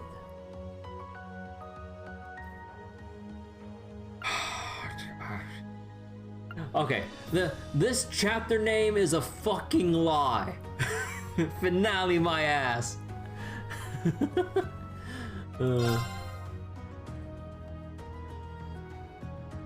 Oh wait, actually wait, hold on real quick. Oh wait. Oh actually wait. Wait, let me just say real quick. Wait, actually I forgot something. Kinda fucked up something. Did I accidentally skip over? Actually, wait. Oh yeah, I skipped over Act 2. Yeah. Hold on. Don't mind me. I'm being dumb. But intermission. Yeah, the Awakening Lines. Don't mind me. Although, wait, could you have like backed away like just as easily pressing escape? I need to double check that. Anyways, so with Alphen successfully freed from the Noble Alliance's clutches, the group welcomed her aboard the Courageous. Okay, escape just continues this. Okay, it does not bring you back to the selection. Okay. Reen was saved from the perilous situation aboard the Pantagruel thanks to his friends and allies coming to his rescue. In the end, the situation was diffused, and both sides cautiously stepped away. With Alphen successfully freed from the Noble Alliance's clutches, the group welcomed her aboard the Courageous. Once things were settled, everyone celebrated their various reunions. In addition to the princess, the group had also found had also found Prince Oliver, who had been missing since the start of the Civil War, and Viscount Airsaid, Laura's father. From there, the group began discussions on the state of the war. The main topic was posed by, one posed by Prince Oliver. What did the members of Class 7 intend to do from here on? Green took it upon himself to answer in his classmates' stead. Class 7 had come face to face with the country's many problems during their field studies. And due to that experience, they were uniquely qualified to help the country through its new crisis. Hearing this, Prince Oliver decided to leave the Courageous with them, and leaving the piloting of a royal airship in the hands of school students. Woo! Don't worry, they read the instruction manual.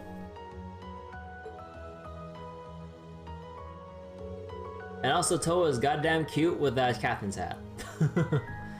He decided to travel to Western Erebonia, where the fighting was fiercest, to help. Meanwhile, Eastern Erebonia would be left in Class 7's care. They were given full use of the Courageous, and Toa was named acting captain. Claire and Toa also left the group at this point, to my dismay, because I really wanted to keep using Captain Claire, Sharon, and Toval, but they leave for the rest of the game until the epilogue, and I'm like, come on! Anyways, needing to return to their respective organizations. After seeing them off, the group took Toa's suggestion and narrowed down their goals to a more manageable what and how. For the former, they decided their first order of business should be to take back Thors from the Noble Alliance. As for the how, they would increase their numbers by finding their fellow students scattered through the country and bringing them on board the ship. Having settled on their new goal, the group put their all into accomplishing it. Sometime after this, they were contacted by Angelica, whose family belonged to the Noble Alliance's forces. According to her, the Ryford company had been occupied by her uncle. What's more, Elise's mother, Irina, was being confined within the building. Hearing this, the group wasted no time heading to Ruhr. There they met up with Angelica, who had formed something of a resistance. She had tried to convince her father to withdraw from the Noble Alliance, but to no avail. Instead, Marcus Ragnar told her the only way she could convince him was by force. Having taken his words to heart, she had begun plans to rid Ruhr of the Noble Alliance well before Class 7 had even arrived. After convincing Angelica to let them help, Class 7's first order of business was to rescue Irina. Fortunately, Angelica had already located her. She was being held on a train currently stopped within the Saxon iron mine. After a series of fierce battles with the Jaegers hired to guard her, and a chance reunion with Sharon, they successfully freed Irina from her imprisonment. I just love how I just love how he's just like keeled over on the floor like that. Oh my god. Continuing the momentum from this victory, they rode the train back to the RF building and proceeded to seize it from within. All that remained was Angelica's father, Marcus Ragnar. Wishing to settle this on her own, Angelica engaged him on a one-on-one duel with Panzer Soldats. As the dust settled on the century's greatest family feud, Angelica stood tall as the victor. Accepting his defeat, Marcus Ragnar announced his withdrawal from the war entirely. Losing the support of one of the four great houses would prove a heavy blow to the Noble Alliance. As had become the norm, however, things would not proceed quite so smoothly. I love how they're a little bit self-aware. I was like, okay, everything is resolved. Or is it?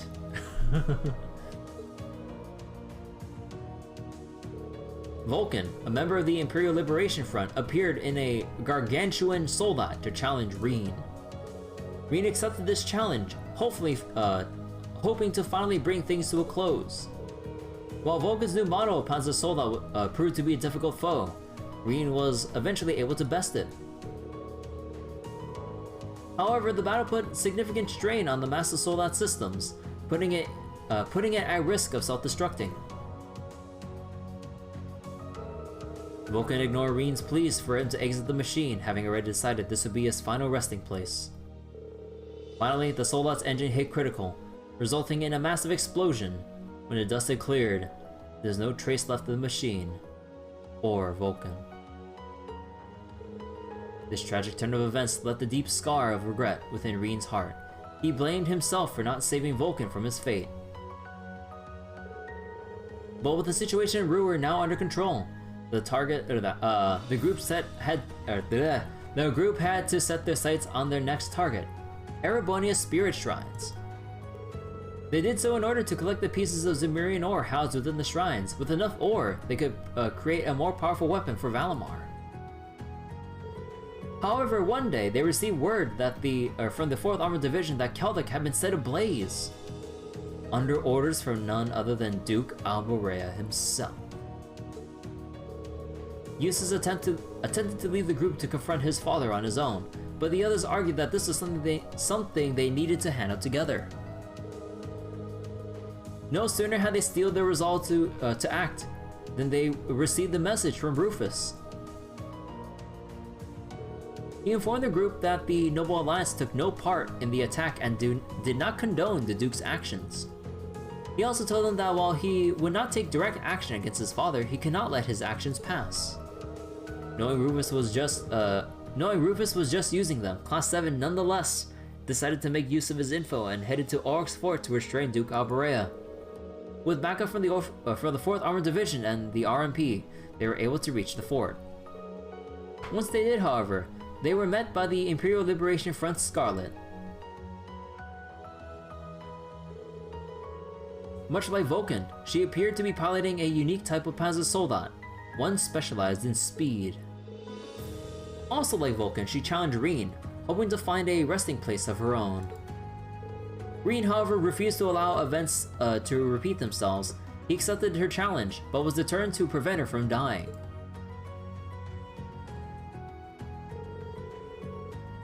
Though she was a formidable opponent, Reen was able to best her in the end.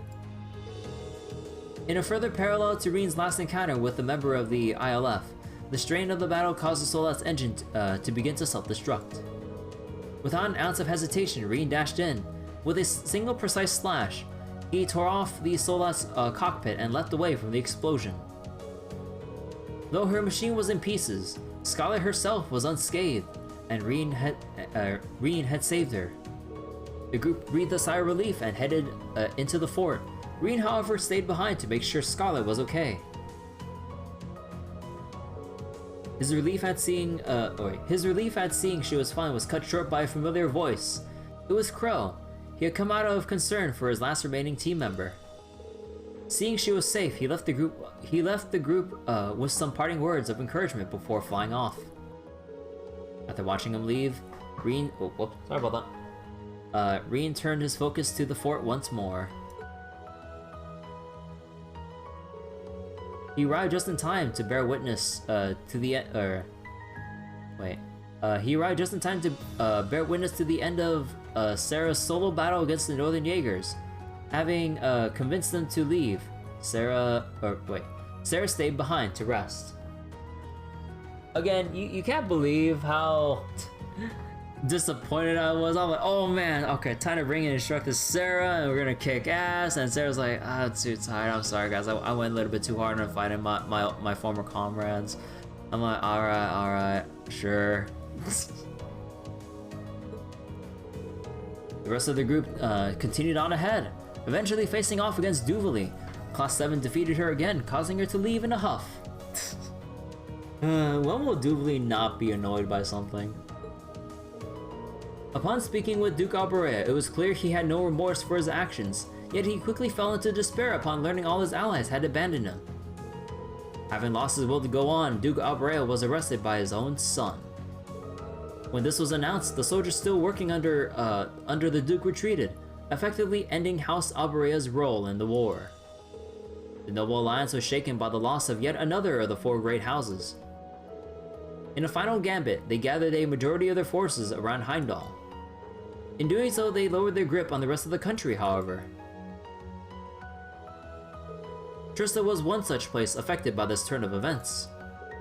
As soon as they heard Captain Claire's report, Class 7 knew this was the chance they had been waiting for. Wasting no time, they began their plan to retake the academy. Knowing a number of Panzer soldiers lurked in the area, Reen charged in with Valimar, making quick work of their foes. Thanks to that, they were able to effortlessly drive back the remnants of the Noble Alliance troops. Oh my god. Still stationed around Trista. With peace restored to the town, its residents gave their liberators a warm welcome home. Before they could celebrate, Class 7 still had one more task: freeing the academy itself. Arriving on the campus, they were greeted by the upper class students who had been placed in charge of the academy. Led by Patrick, they had named themselves the Order of the Lion. Considering themselves Class 7's rivals, they wished to stake their pride and honor on a battle against them, even though they're going to join them anyways. After a fierce clash between the two groups of students, Class 7 proved victorious. Finally acknowledging Reen as an equal, Patrick disbanded the Order of the Lion and pledged the upper class students' support to the courageous. Finally, after all their struggles, the group was able to take back the academy. With all the students of Thors united under one banner, the academy now truly represented a third path for Erebonia. Okay, now we go to the finale. Sorry about that. So finale, forward, relentlessly. Having successfully taken back the academy, the students took some time to celebrate together. The war itself was reaching its climax, however. As a result, the group received their request from the Imperial Army. They asked them to rescue the Imperial family and Elise. The Noble Alliance had been holding them captive at the Corel Imperial Villa. The fact that the students weren't affiliated with either faction made them perfect for this task. Under Toa's command, they flew towards the villa the day after. They weren't alone, however. They were aided in reaching the villa by the Imperial family's assault on Heimdall. They also had the help of not only the upper class students, but all the other students they had recruited during their travels around the country. With the strength of a united Thors behind them, they were able to fight their way through the top floor of the villa. There they found the people they had come to rescue. Before they could breathe a sigh of relief, however, the group was confronted by Altina once more. William took this chance to question her about the possibility of them being sisters. Altina confirmed her suspicions, claiming that the two of them were technically related. Though they were curious about what exactly the pair meant by this, the group's priority was rescuing the hostages. Altina and her puppet proved to be formidable foes, but Class 7 prevailed against them as they had all others before. In doing so, they were able to rescue the Imperial family and Governor Regnitz. Reen was able to reunite with Elise at long last. Their job wasn't over yet though, as the group learned Dukan had taken Prince Cedric. Just as they tried to question Altina, however, a pillar of light erupted from the capital. It was sent to where Valflame Palace should have been, but in the palace's place rose something dark and twisted. The Infernal Castle. According to Emma, it was summoned forth by the Hexen clan's most forbidden incantation. Claire took the Imperial family under her care, while Toa tried to get a better grasp on the situation. Reen, however, could feel Crow's presence within the castle. He knew he was waiting for them there. With that, Reen and the rest of Class 7 resolved to make their way into the imposing structure. Using Valimar to cut their way through the massive front door, or its massive front door, they climbed upwards, facing ever more powerful foes. Members of both Ouroboros and Zephyr stood in their way as well. Though the students put up valiant fights, their foes were just too strong. Well-timed aid from their more experienced allies allowed them to continue advancing through the castle, however. After a long climb, they finally reached the Vermilion Throne, their final destination. Crow and Vito were there waiting for them, as well as Dukayan and the captive Cedric. Green told Crow about the promise he made to Toa, Angelica, and George that he'd bring Crow back and make him graduate with them. Yeah, we'll go do just that. Though Reen knew full well how unlikely it was, that only made him want to accomplish it all the more. Class 7's determination took Crow by surprise, but Dukayan used the moment to make his presence known. He told the group of his ancestor, Emperor Orthros, the one known as the False Emperor during the War of the Lions. Kayan's goal was to realize his ancestor's dream and make the country one ruled exclusively by the nobility. The group was astonished by his selfishness, prompting Reen to respond to the Duke's declaration. He told him that they didn't care one way or the other about his dream, but the fact remained that he had kidnapped the Crown Prince. Thus, in order to rescue him and settle things with Crow, Class 7 would do whatever it took to put a stop to Duke Kayan's plans. Though Kayan was visibly upset by this, Crow and Vita interrupted him by drawing their weapons and standing in Class 7's way. The time for talking was over. Their final showdown had come. It would be no easy battle, however, as Crow and Vita showed surprising levels of teamwork. Class 7 couldn't afford to lose this fight, though. Far too much was riding on it. Mustering everything they had, they were eventually able to eke out a victory. This wasn't the end, however. Once the battle was over, Reen and Crow jumped into their Divine Knights. It was up to them alone to finally settle the score. Pouring his feelings into his new blade, Reen stood face to face against Crow once more with the help of Instructor Sarah debuffing the hell out of Crow, making the fight super trivial. The battle pushed each of them well beyond their limits, but in the end it was Crow who was brought to his knees. It was an outcome so incredible the rest of Class 7 could scarcely believe it. All except for Sarah. She broke their stunned silence and made the result official. Yep, I think the victory is clear. The battle goes to Reen. After being one step behind him for so long, Reen had finally scored a decisive victory over Crow.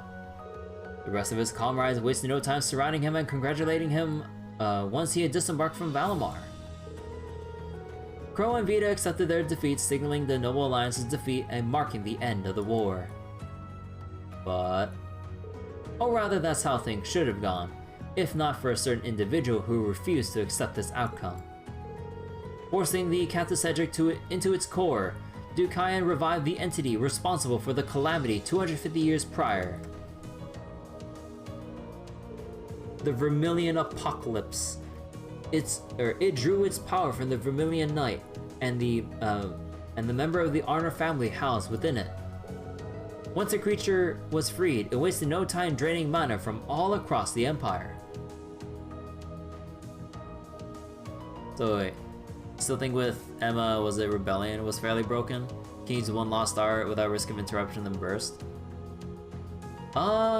Yeah, I mean, Rebellion in general was pretty busted, and Emma is pretty much the strongest arts user in the entire game, given her, like, art scaling, I believe. And, yeah, with, like, the way you can set up her orbments, or her quartz, yeah, you can ramp up her damage pretty damn high. It was awesome. Not to mention, when you finally get like cast 3, so you just stack like cast 1, 2, and 3, or maybe 2 and 3 if you don't want to go super overboard. You get Rebellion, and then you get like Hades, which is basically the arts equivalent of Domination, and then like you just use whatever food buff you have for 50% art strength, and you just go to town. Oh man. Thinking quickly, Vita activated a barrier. The B word. Oh wait, what the fuck? Oh wait, oh bro, okay, hold the fuck on. Bro, I was trying to alt tab. Wait, why is alt skip text? Okay, hold the fuck on. Are you serious, dude? All I wanted to do was Alt-Tab so that I can just use the barrier command. God damn it. Okay, hold on.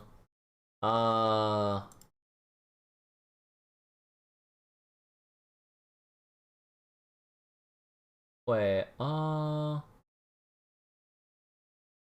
yeah, what the fuck? Wait. Okay, how do you, get rid of these? How do you get rid of these? Oh, here we go. Yeah, let me just unbind,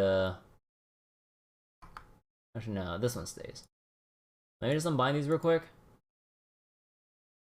Time to use the Windows key to Alt-Tab. Not sure if I can rebind it. Oh, I can.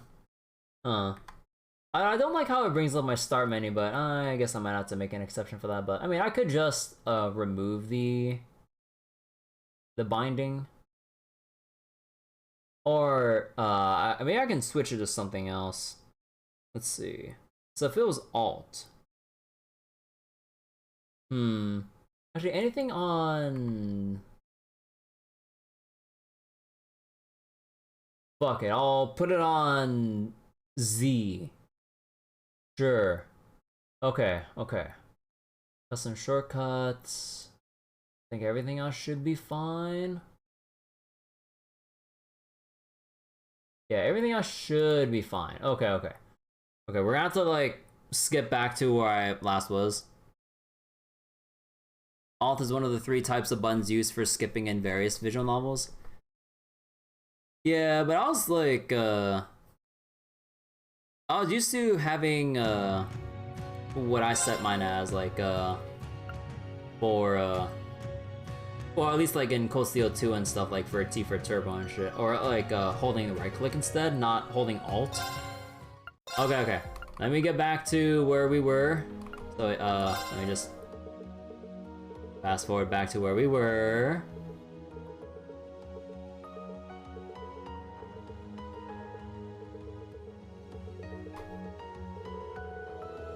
Okay.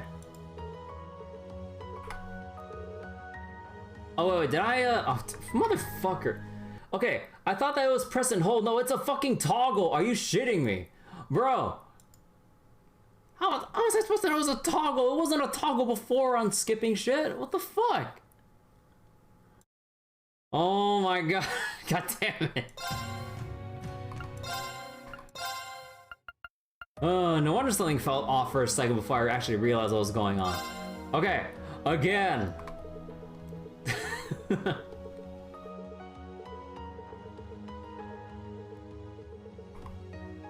Okay, I'll just go click through this carefully.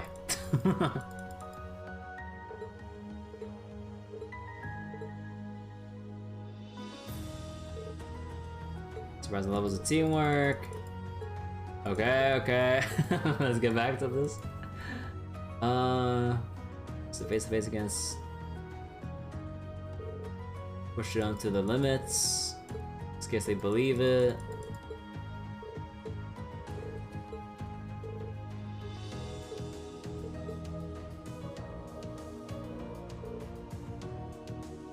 Okay, where's the barrier?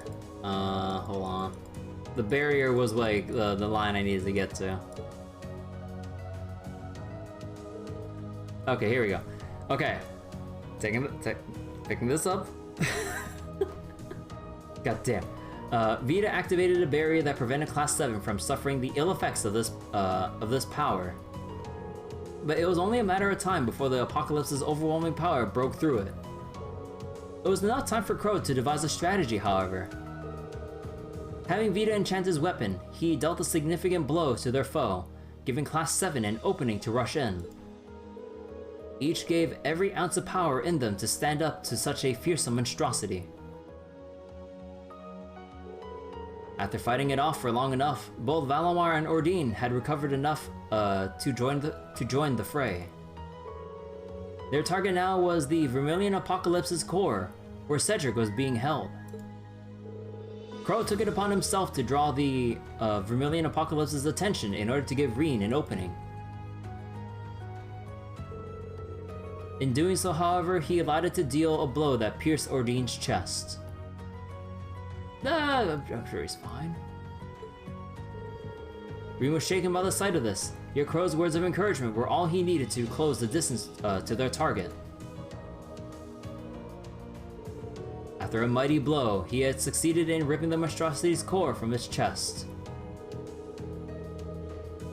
The creature bellowed out in agony before fading away for good. With that, Heimdall had been saved from the impending disaster. Cedric himself was safe and sound too, which came as a huge relief to the group, but it wasn't long before they noticed Crow wasn't with them. They turned their attention to Ordine in search of him, only to see the Divine Knight had fallen to his knees. A pallid Crow emerged from within, clutching at his chest. Rushing to his aid, the group realized he had suffered a wound identical to Ordine's. Emma and Celine tried their best to heal him, but it only delayed the inevitable. As his life slipped through his grasp, he apologized to Reen for being unable to keep his promise to Toa and the others. He also gave parting words to each member of Class 7. Bro. Dude, this was really fucking sad.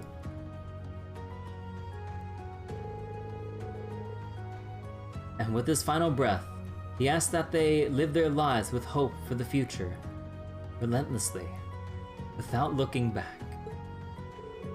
His last moments spent with his dear friends, he was able to pass in peace. He fell silent, leaving only the tearful sobs of his friends to echo through the halls. Yet before they could even recover, Duquesne let out an enraged bellow. In a desperate final bid for victory, he held Cedric at knife point. Vita, less than pleased with his selfishness, attempted to quiet him by force. Before she could, an unexpected turn of events took place. Someone else dashed onto the scene, cutting down Vita's familiar, Grianos, without mercy and attacking the Azure Abyss herself. To everyone's surprise, it was none other than Rufus Alborea. He announced his intent to arrest both Duke Kyan and Vita for their actions. Those present questioned why Rufus had chosen to appear then of all times, especially considering the Noble Alliance had already lost. Further, why was he trying to arrest people who were part of his own faction? Their questions were answered by the appearance of Lecter and Claire. And the answer would stun all present to silence, especially Eustace. Rufus Alborea had in fact been the primary member of the Ironbloods, an organization under Osborn's direct control all along. Duke Kyan, equally stunned, asked what he stood to gain by revealing this after Osborn's death. He received his answer, though not from the person he expected. He would gain nothing, which is why it's rather fortunate I'm very much alive. The one who uttered those words made his appearance before anyone could truly process what he had said. The man who now stood before them was a man who should not have been alive. The man Crow shot through the heart. Chancellor Gileath Osborn. All Reen and the others could manage to do was stare in awe at the events unfolding before them. Osborn's survival had been kept in utmost secret, to the point where no one save Rufus had the slightest clue. The mission Osborn had given him was to join the Noble Alliance and weaken it from within. Vita had her own questions on this matter, particularly regarding Altina, who had appeared with Osborn. Why did Osborn have full control over one of Ouroboros' 13 factories? What was his plan? Osborn's reply was simple and straightforward. He was going to take over Ouroboros' Phantasmal Blaze plan. Hearing this, Vita asked Reen and the others to take care of Crow before teleporting away. He ordered Rufus to move forward with the occupation of Crossbell, and then began to take his leave. Reen, however, refused to let him. Running up to him, he let out every emotion he had bottled up inside. Not in regard to any of these developments, but simply to the fact that Osborn was still alive. Why? Why are you still alive? Crow shot you! You're supposed to be dead! But in the end, he couldn't avenge his grandfather. He didn't get revenge on you. Was everything he did? Was his whole life for nothing? In response to Reen's furious outburst, Rufus informed them that Osborn's actions were tied to him as well. Upon hearing this, a memory buried deep within Reen's mind resurfaced. A memory from 12 years ago, just before he was adopted by the Schwarzer family. Bro, like the fuck? Reen, I pray you grow up strong and healthy. Oh, Adios, if you're listening, hear me now. Please allow this child. Reen stood there dazed, pondering what this memory could possibly have meant. A ruthless grin spread across Osborn's face. I'm glad to finally see you again, my son. You've grown into a fine young man. Indeed, the Emperor will soon know the Ashen Chevalier, the hero whose brave deeds allowed us to reclaim the capital. And who better to assist me than a national hero? Bro, like, I was actually blown away by the when they revealed that Osborn was actually his father. Like, what the fuck, dude? Oh my god. And now, the dispartisement chapter. The occupation of Crossbell.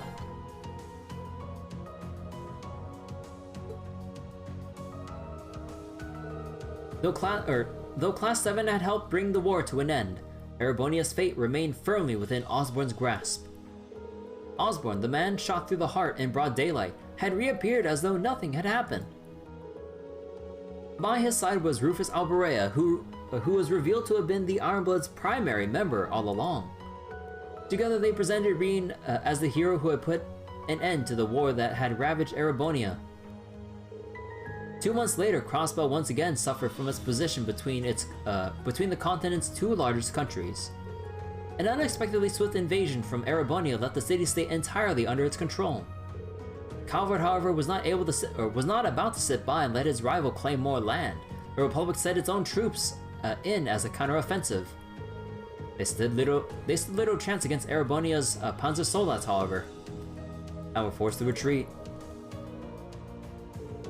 Reen, having been named the Ashen Chevalier, was sent into Crossbell to help fend them off. During this time, a speech from the state's new ruler had been scheduled at Orcus Tower.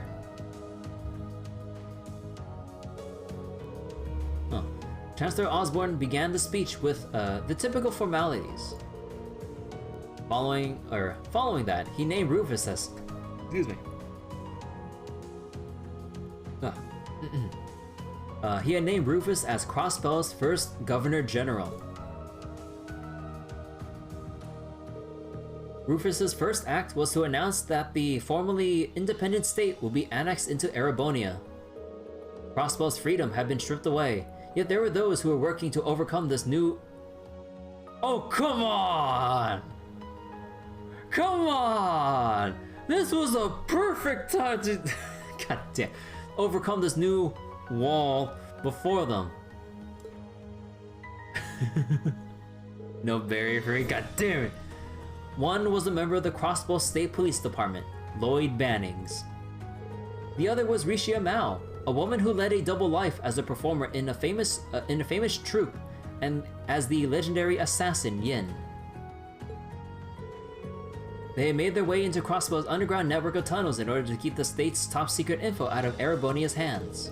With the help of a mafia syndicate based in Calvard, they reached the Geofront's east sector.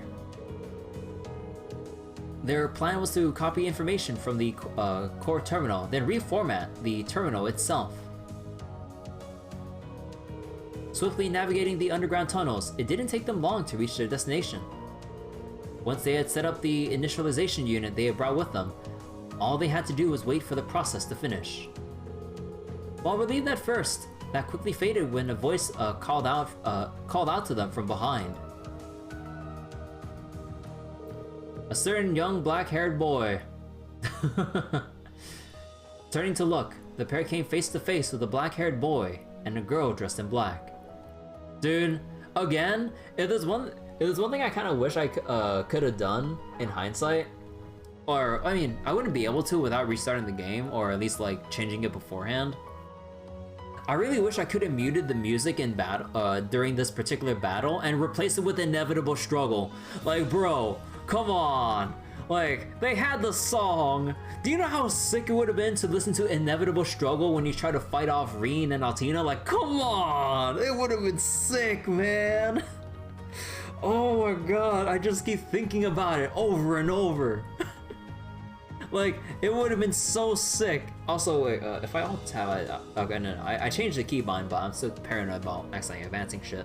But either way, though, man, if you played Inevitable Struggle over that, that would have really sold that moment for me. Oh, man. They had received a special order to stop Lloyd and Rishia's ploy. This was well within expectations, however, and Lloyd and Rishia decided to hold the mysterious duo off until the data wipe was done. Though the adversaries proved much stronger than their ages implied, Lloyd and Rishia pulled through. Through getting extreme RNG and stun-locking Altina. The battle seemed to take little toll on either the boy or girl, however. Once more, the girl pressed the boy to stop holding back. Agreeing, the boy began to focus his power. Rishi immediately noticed an aura of negative energy surrounding him. Both she and Lloyd braced themselves for an even fiercer battle, but just as they did, the initialization device finished its process. Lloyd and Rishia's strategy to buy time had been a success. In response, the boy's menacing energy dissipated. Unable to prevent the reformat, the boy and girl switched their objective. The boy raised his hand and called out a name, causing a huge machine to appear out of nowhere. He proceeded to board it, and without wasting a moment, he destroyed the terminal with one powerful swing. Lloyd quickly retrieved the initialization unit as the terminal collapsed into pieces. However, he and Rishia were now cornered by a machine that boasted just as much power as the ions they faced only a few months ago. Or so it seemed, until the boy allowed them to pass, telling them that arrest warrants hadn't been issued for either of them. With little other choice, Lloyd and Rishia swallowed their pride and made their escape. But before they left, Lloyd turned and asked the boy a question. As I'm sure you already know, my name is Lloyd Bannings, and I'm a police detective with the Crossbow State Police Department. What's your name? I'm with Thor's Military Academy, class No. I'm a provisional military officer with the Crossbow Government, Reen Schwarzer. Watching the two of them leave, Reen called Lecter to report his failure. Lecter spoke as though he were familiar with Lloyd and Rishia, and accepted Reen's report without reprimanding him. Yeah. Lecter was there observing and also trolling the SSS throughout the well, not like throughout like good chunks of the Crossbow game. So yeah, he knew what was up with them. Having done what was asked of them, Reen stated his intention to return before cutting off the transmission abruptly. Following that, he bade farewell to Altina by giving her a head pat. Though Reen was concerned over the way Altina thought of herself as a mere tool, his concern didn't seem to resonate with her. Before he left, he took one final glance in the direction Lloyd and Rishia had fled. Somewhat jealous of their ability to push forward through impossible odds and believe in the future, Reen took his leave from Crossbell.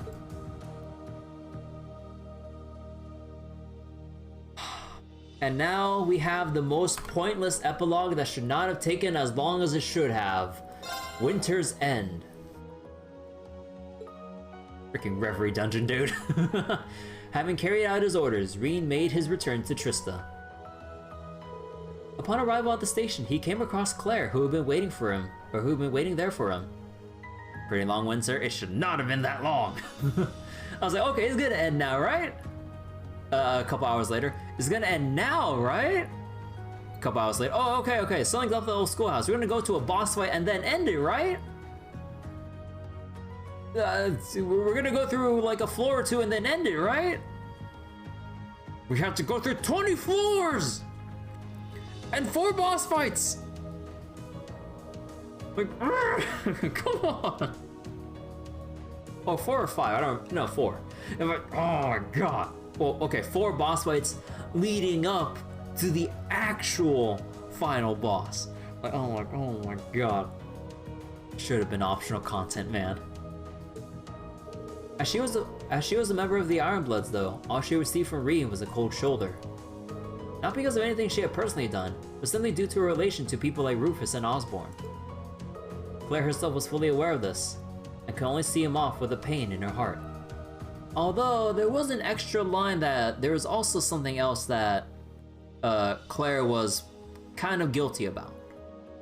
Although, what exactly that was, I have my suspicions, but there's no fucking way.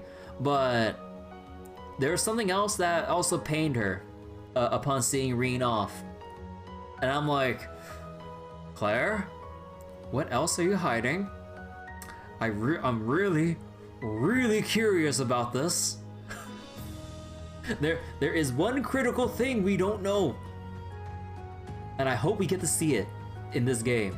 I swear to god, this better not be held off for Cold Steel 4. I swear to fucking god. Reen felt regret over this, of course, but all he could do was continue walking and leave the station behind.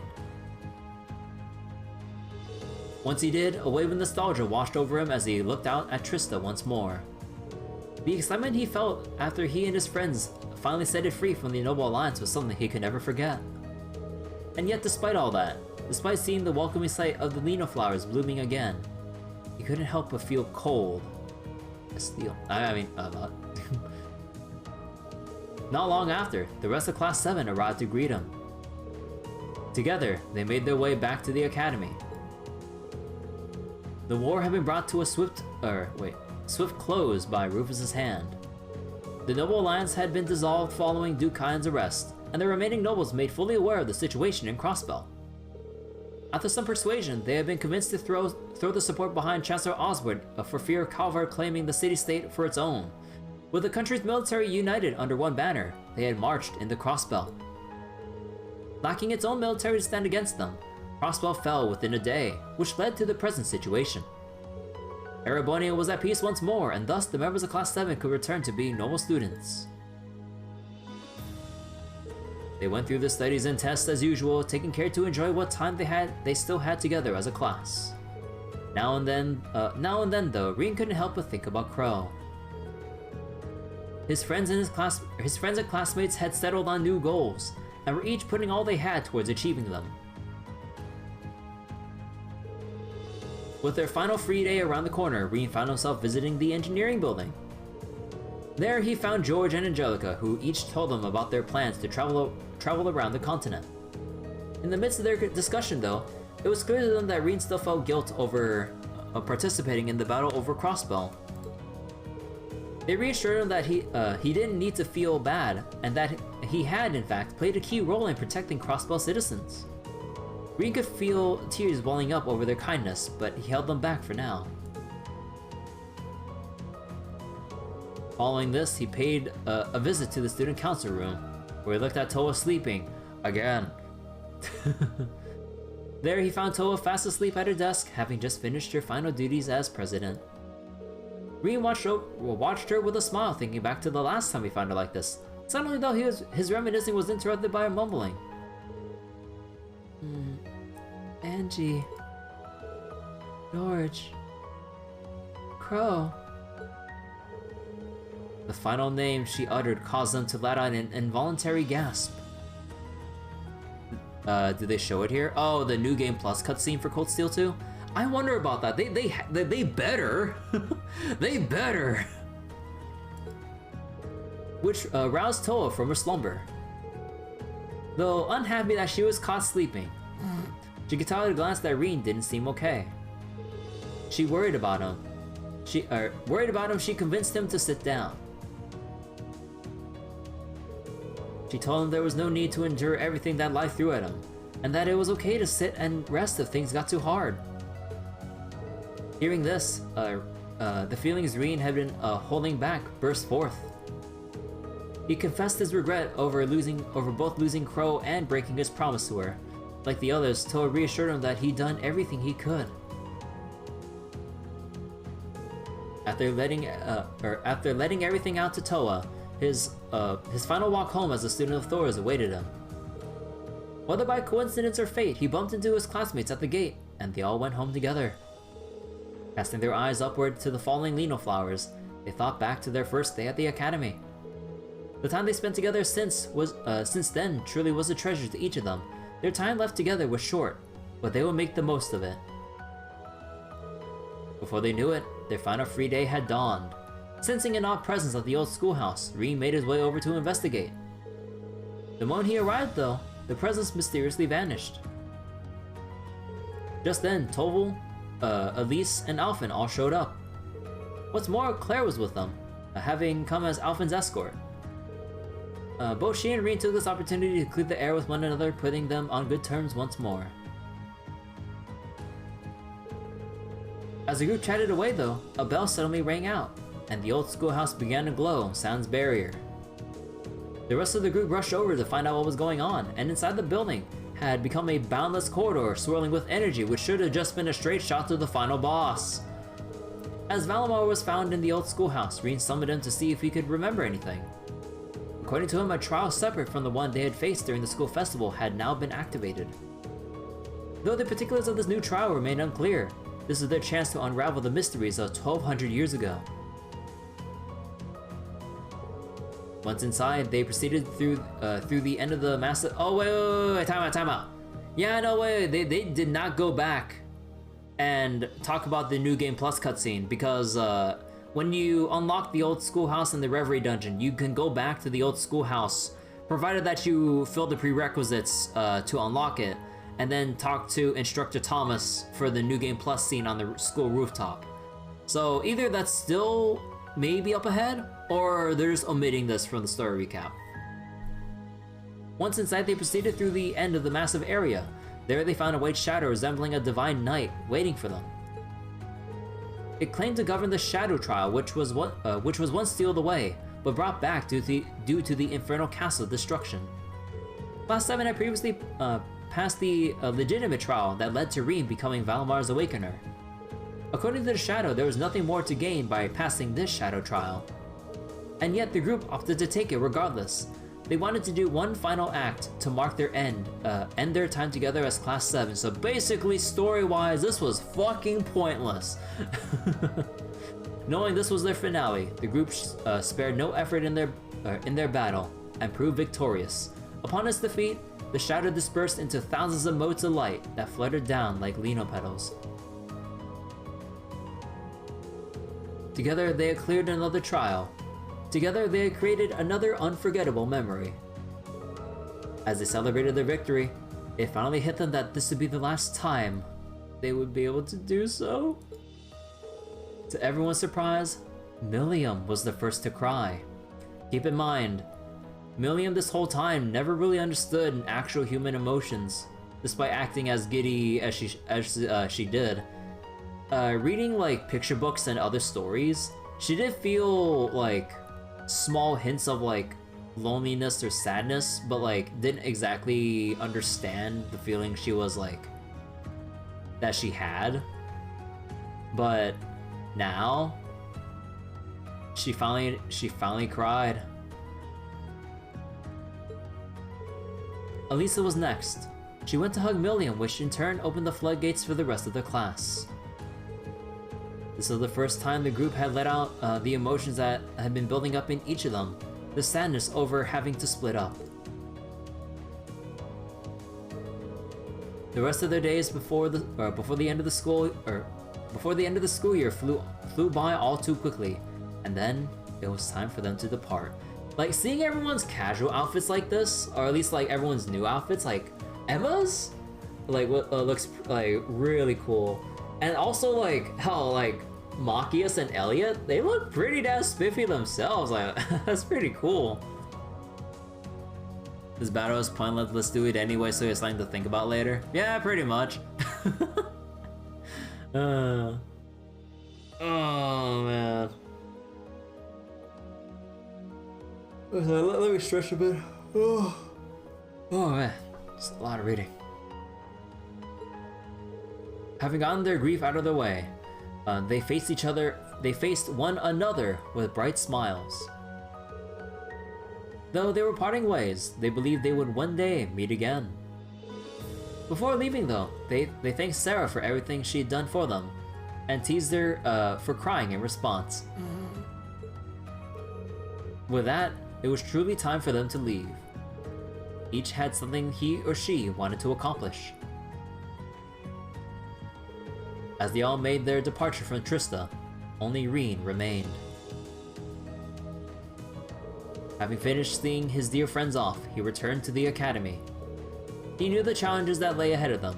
He would be forced to accept the government's orders for him and Valimar. But even so, he made an important promise with his friends. Filled with determination to keep that promise, he strode forward towards his future. Oh, okay. Oh, fuck me. Oh, fuck me.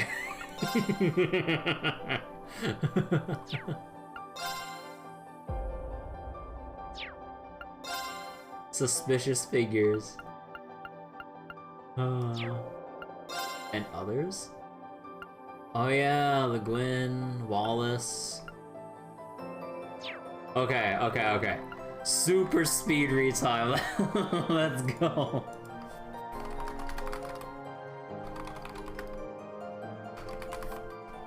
Two hours in, so I started the game. Look, this is standard procedure now.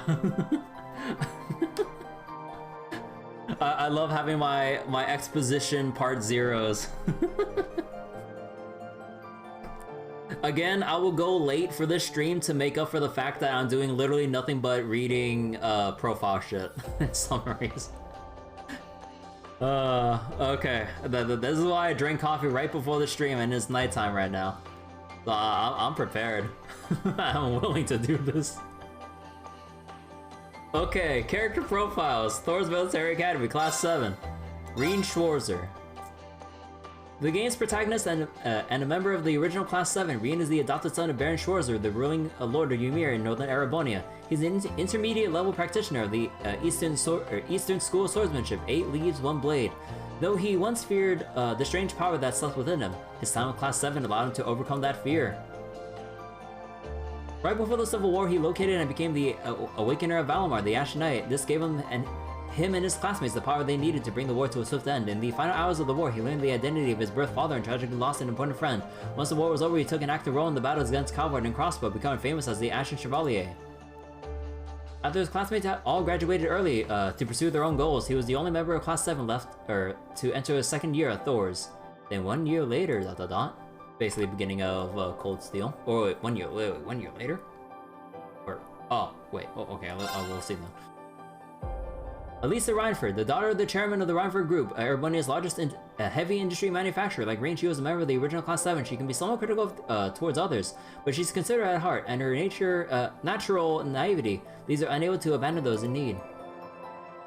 A hard worker, she is determined to find her own path in life without being reliant on her mother, as the two have trouble getting along with one another. Though she was initially conflicted about whether or not to graduate early after the Civil War, Reen convinced her that leaving to pursue her goals was for the best, knowing they'd be able to reunite before long. After graduating, she returned home to help the Reinford Group restructure itself. Given the nation's current political climate, the weapons manufacturer was expected to grow even larger in the coming years. Elliot Craig. The son of Craig the Red, a famous military general, a brilliant musician, Elliot initially wanted to study at a music academy, but he was forced to abandon that dream in favor of enrolling at Thor's Military Academy after fierce objections from his father. He was something of a coward in the beginning, but overcoming countless trials as a member of Class 7 allowed him to become much more dependable, and began to see his enrollment into Thor's in a much more positive light. After the Civil War, he decided to transfer to a music academy in Heimdall with Reen's full support. Wanting to prove that music had an important role to play, even in these dire times, he practiced hard to become a professional musician. Laura S. Arcade. The daughter of Viscount Arcade, the head of the famous military family in Erebonia. Like Green, she fights using a sword, and their similarities in that regard led them to become close friends, or good friends. While generally proud and possessing an open mind, she had a difficult time accepting things that strayed too far from her personal sense of justice. This would change by meeting the former Jaeger Fee. Once she accepted their vastly different lifestyles, she was able to mature as a person. Following the end of the war, she left the academy to train in order to prepare herself for the trials ahead. Before she left, she and Reen made a promise to each hone their swordsmanship even further. Her first major goal was to learn the Arcade School's ultimate technique, and as such, she had an intense regimen of training ahead. Machias Regnitz. The son of the influential reformist figure and Imperial Governor Karl Regnitz, bright and hardworking, he is as strict towards himself as he is towards others. He acted as the original Class 7's vice president. A traumatic experience in his past resulted in him becoming prejudiced towards the nobility, leading to constant conflicts with Eustace. However, belonging to Class 7 gave him the opportunity to spend time with nobles very much unlike the image of the nobility he had in his mind, and his prejudices slowly faded away. Following the end of the war, he started to become concerned about the rate at which the reformist faction was accumulating power. So in order to able to determine what kind of future the nation was headed for, he transferred to a political academy in Heimdall. Though it was known for its incredibly high barrier to entry, he had no difficulty on the entrance exam. Okay, hold on, barrier. Hello unknown, welcome to the stream. Finally Cold Steel 3 catching up on Twitch, watching my VODs on YouTube. Hey, nice! Oh yeah, I hope, yeah, I'm really excited for Cold Steel 3. I hope you don't mind this whole part 0 going on. We've been going for like 2.5 hours now. I'm just reading all the summary because again, I just really like my part 0 exposition stuff. So we're going through we're just speed reading through everything right now with the character profiles because the summaries took forever. Just like the story itself in Cold Steel 2, it took goddamn forever. Also, before I keep reading, water break. Okay. Emma Molstein, the original Class 7's class president and a girl who came from a remote region of Erebonia to attend Thor's on a scholarship. Her grades were the highest in her year group, and due to her considerate nature, she is loved by all. However, she possesses a mysterious power that differs from oral arts and seems to know more than she lets on about the strange goings-on in Erebonia. She also owns a talking cat. I love how this is the last sentence. In truth, she is a member of the Hexen clan, a reclusive group of witches. However, she chose to prioritize her position as a member of Class 7 during the war, lending them her knowledge and spells. Once the war was over, she predicted that dire happenings were afoot behind the scenes in Erebonia. In order to prepare for the days to come, she graduated from Thoris early and returned to her village in order to perfect her spellcraft, with the goal of finding her prodigal sister, Vita Clotilde. Eustace Alborea, the second son of Duke Alborea, head of one of Erebonia's 4 great houses. He may sound arrogant and condescending thanks to his noble upbringing, but Eustace himself means no harm by this, as he is, more than anyone, aware of his own flaws and shortcomings. His mother was a commoner, which made his life as a noble far less easy than one would initially expect. He once opened up about his past to Reen, whose background was remarkably similar to his own, resulting in the two of them becoming closer. The 4 great houses' involvement in the noble line shook him to his core, but he rejoined his friends in Class 7. Or once he rejoined his friends in Class 7, he played a significant part in ending the war alongside them. With his father arrested for treason and his brother appointed as the first Governor General of the Crossbow Province following the war, he was left to take up the mantle of his family as acting ruler of the Quezon Province. Fia Clauso, a former Jaeger with physical strength and agility far beyond what one would expect of someone of her age and stature. After the Jaeger Corps she belonged to Zephyr was disbanded, she was taken in by Sarah, the woman responsible for placing her in the original Class 7. While she initially had trouble getting along with Laura, whose background is the opposite of her own, they were eventually able to overcome their differences and become friends. This, along with their field studies and club activities, allowed her to grow as a person. She clashed with her fellow Corps members during the war, and in the process learned that Zephyr's boss may actually still be alive. After much deliberation, she opted to leave the academy and follow Sarah to the Bracer Guild in order to determine the truth behind behind what the other members of Zephyr had told her. Gaius Warzel, an exchange student from the North Highlands to the northeast of Erebonia, where he and his people had lived, people lived a nomadic lifestyle. He chose to roll at Thor's to learn more about the world outside his homeland after accepting a recommendation from Lieutenant General Zex Vander of the Imperial family. He is widely trusted by his peers, and the fact that he was born outside of Erebonia allows him to see things from a completely unbiased perspective. Following the end of the war, he learned that tensions between Erebonia and Calvert had escalated, a development that would quickly take its toll on his beloved homeland. This prompted him to leave the academy and return to the North Highlands in hopes of protecting the land he grew up in, promising to meet with his friends once again. William O'Ryan! Hey! So, William O'Ryan, also a girl known as the White Rabbit. William flies around Erebonia on board a strange puppet by the name of Ergelon.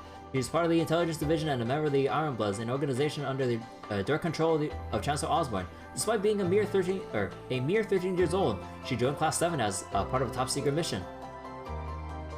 She's easy to like, but also has a tendency to carelessly reveal confidential information. Yeah. The Energizer Bunny.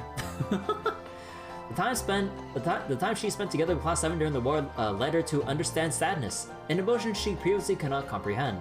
As she cried out for the first time, the others held her close. It was at that moment she fully accepted them as their true friends. Following the end of the war, she left the academy to return to her work as an agent of the Intelligence Division.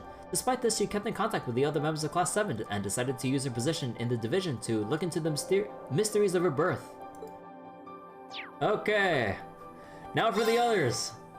Okay, hold on.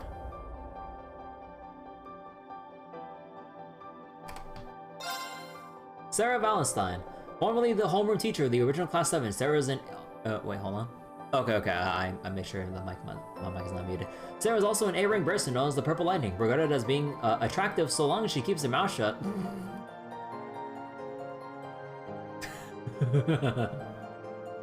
She leads a very slovenly lifestyle, drinking beer at all hours of the day. That said, she would always provide Class 7 with proper guidance and a push in the right direction whenever they need it. Born and raised in North Ambria, she was part of the Northern Jaegers before she left and joined the Bracer Guild. During the war, she was forced to fight her former comrades, but through this, she was given the chance to finally face her past. After the war, she quit her job as a teacher and returned to being a Bracer full-time. She also had a certain proposition for Fee. Oh wow, that was quick. No third page. See, Toa Herschel, the small baby-faced former president of Thor's student council, intelligent, polite, friendly, and hardworking. She is loved by nobles and commoners alike. Despite her appearance, she was actually one year ahead of Class 7. As student council president, she helped them out as much as possible, even going so far as to handle tasks that would normally fall under Sarah's purview. During the war, she was named acting captain of the Courageous. Under her command, the airship played a key role in bringing the war to an end. However, peace came at the cost of a dear friend's life. After her graduation, she declined the slew of job offers that came her way in favor of working with a number of NGOs. However, she eventually settled on a certain position that caught her eye. Okay, I'm gonna be really curious to see where she actually ended up in. Angelica Ragnar, the daughter of Marcus Ragnar, head of one of the 4 great houses. She was 1 year ahead of Class 7 at Thor's.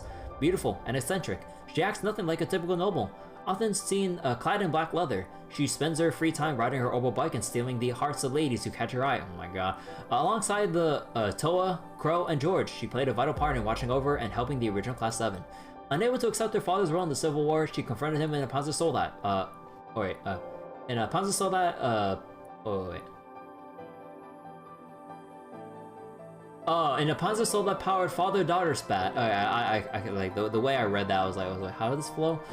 Spat in order to get him to recognize her beliefs. The loss she, Toa, and George suffered during the war was a great one, but together they were able to overcome their grief. Following this, she embarked on a journey to travel across the entire continent on her bike. George Gnome. We still don't know anything about the gnomes in Erebonia, and I'm like, bro, this is too on the fucking nose. George, Gnome, G, Gnome, I'm like, bro, come on. and yet, there was nothing. I think Falcom's just messing with me here, but I'm like, god damn it. One of Class 7's upperclassmen at Thor's, his engineering skills are exceptional for his age, often causing his peers to rely on him. He single-handedly ran the Academy's engineering building and built Angelica's bike. He'd been friends with Crow, Toa, and Angelica since they were first years, and as a result, the four of them often worked together to help out in Academy events. Though he was originally a disciple of Professor Schmidt at Ruhr Institute of Technology, he ended up enrolling at Thor's after growing sick of his teacher's obstinate attitude. After he, Toa, and Angelica overcame the grief of losing a dear friend, he decided to go on a journey to learn from all the different factories on the continent. Patrick Higharms, the third son of Marcos Higharms, head of one of Erebonia's four great houses, a member of the noble-only Class 1 at Thor's Military Academy. He was none too pleased with Class 7 and its gathering of students from all social classes, treating them as rivals and mocking them at every turn. This rivalry eventually turns to mutual trust through the war, however, allowing him to play a part in ending it. Following the end of the war, he became a second-year student at Thor's alongside Reen. Patrick spent his year supporting Reen through his forced absences and bettering himself as a member of the Hiram's family. Oh, wait, maybe this is where they tell us now. Okay, I guess they didn't really want to fit it in and break it up with the story summary. Okay, well, hopefully.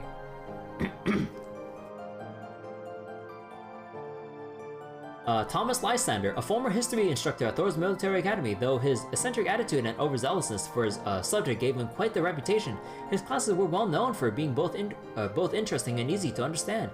He watched over the students. He watched over the students the Noble Alliance was searching. The Noble Alliance was searching for during the war, provided backup when needed, and played a pivotal role when Heimdall fell into chaos. He continued his teaching career following the war, and still seems to be in contact with Reen. What's more, both his personal curiosity and other factors have led to him showing an interest in the Black Records. Black Records? Wait, they don't go into the... God damn, they actually don't talk about it. What the fuck? They don't talk about his reveal as one of the... Oh my god. Oh wait, what was the position called again? One of the, oh fuck, I think I need a reminder. Like, I'm so frustrated, I can't remember off the top of my head. One of the... What was it called again? Grossritter? Yeah, the Grossritter, but like, as the second Dominion. Yeah, I was like trying to remember his exact position. The second Dominion, the Partitioner. And, oh boy, it was a scene. Although, I do want to, like, state one thing again. I am so sorry for, ending the New Game Plus scene, like, one cutscene early, because I was supposed to leave the rooftop for one extra bit, but I kind of just reloaded my current save to just proceed on, so I'm very sorry about that. And also, with the rest of Cold Steel 2, like, I forgot about, or I didn't notice me forgetting about the side quest with Anton. I am so sorry about that. I'm sure it would have been super goofy, but oops. So those are like my two regrets about the Cold Steel 2 playthrough. Sorry about that. Alright, Neidhart. A member of the Imperial Army's 4th Armored Division and the former military science instructor at Thor's, known as Neidhart the Mighty. He is Lieutenant General Craig's right-hand man. Both he and Major Mueller Vander are highly regarded due to their skill. Despite splitting his time between the academy and his military work, he's a fine teacher. He'd often bicker with Sarah, though he preferred her to dealing with Thomas. He helped marshal the Imperial Army's troops during the war, while also assisting Class 7. In the final battle, he even took to the field to offer his skills. After the war, he quit his position as instructor to return full-time to the 4th Armored Division, now considered the strongest part of the army. He keeps a close watch as Erebonia continues to bolster its military forces.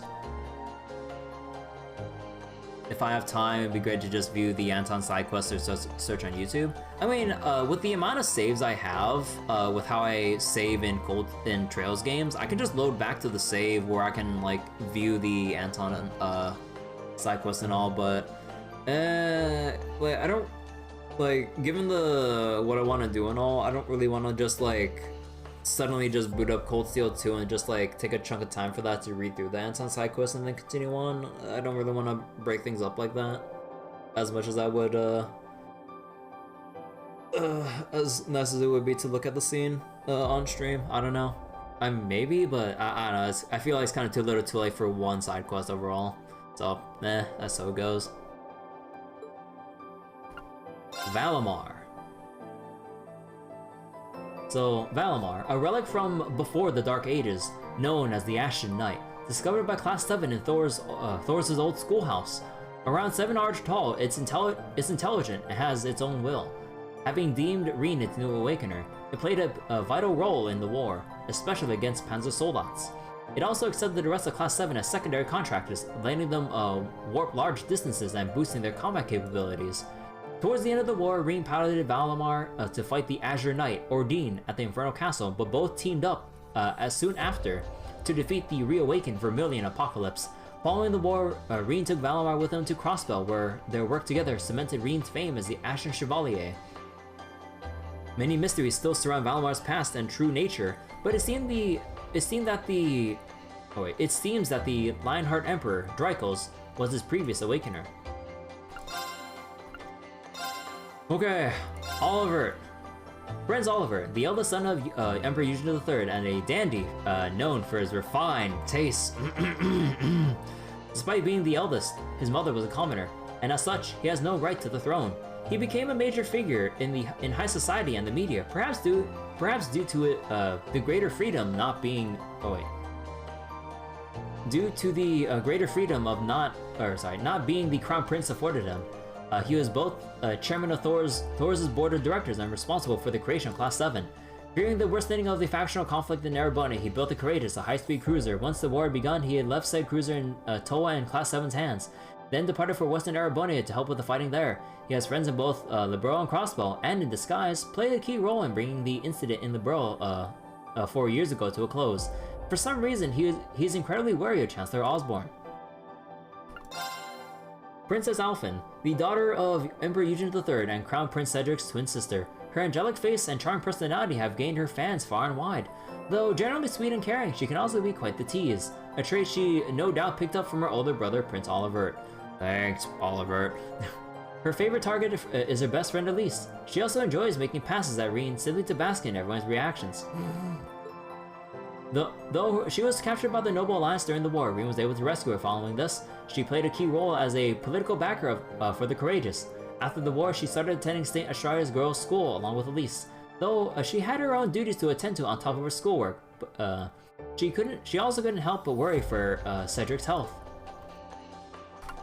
Elise Schwarzer. Reen's sister and the daughter of House Schwarzer, elegant and polite. She is also a close friend with Princess Alphen, who attends St. Astraria's girls' school with her.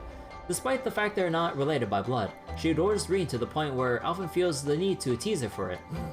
She can be also surprisingly bold when it comes to him, particularly when he expresses any sort of self-doubt. Though she was kidnapped by the Noble Alliance during the war, Class 7 was successful in rescuing her. Following the war, she graduated from St. Astraria's middle school and to its high school and became student council president. Oh! While this made her busier than ever, she still couldn't help but stop and worry about Reen. Okay, what is going on with Reen?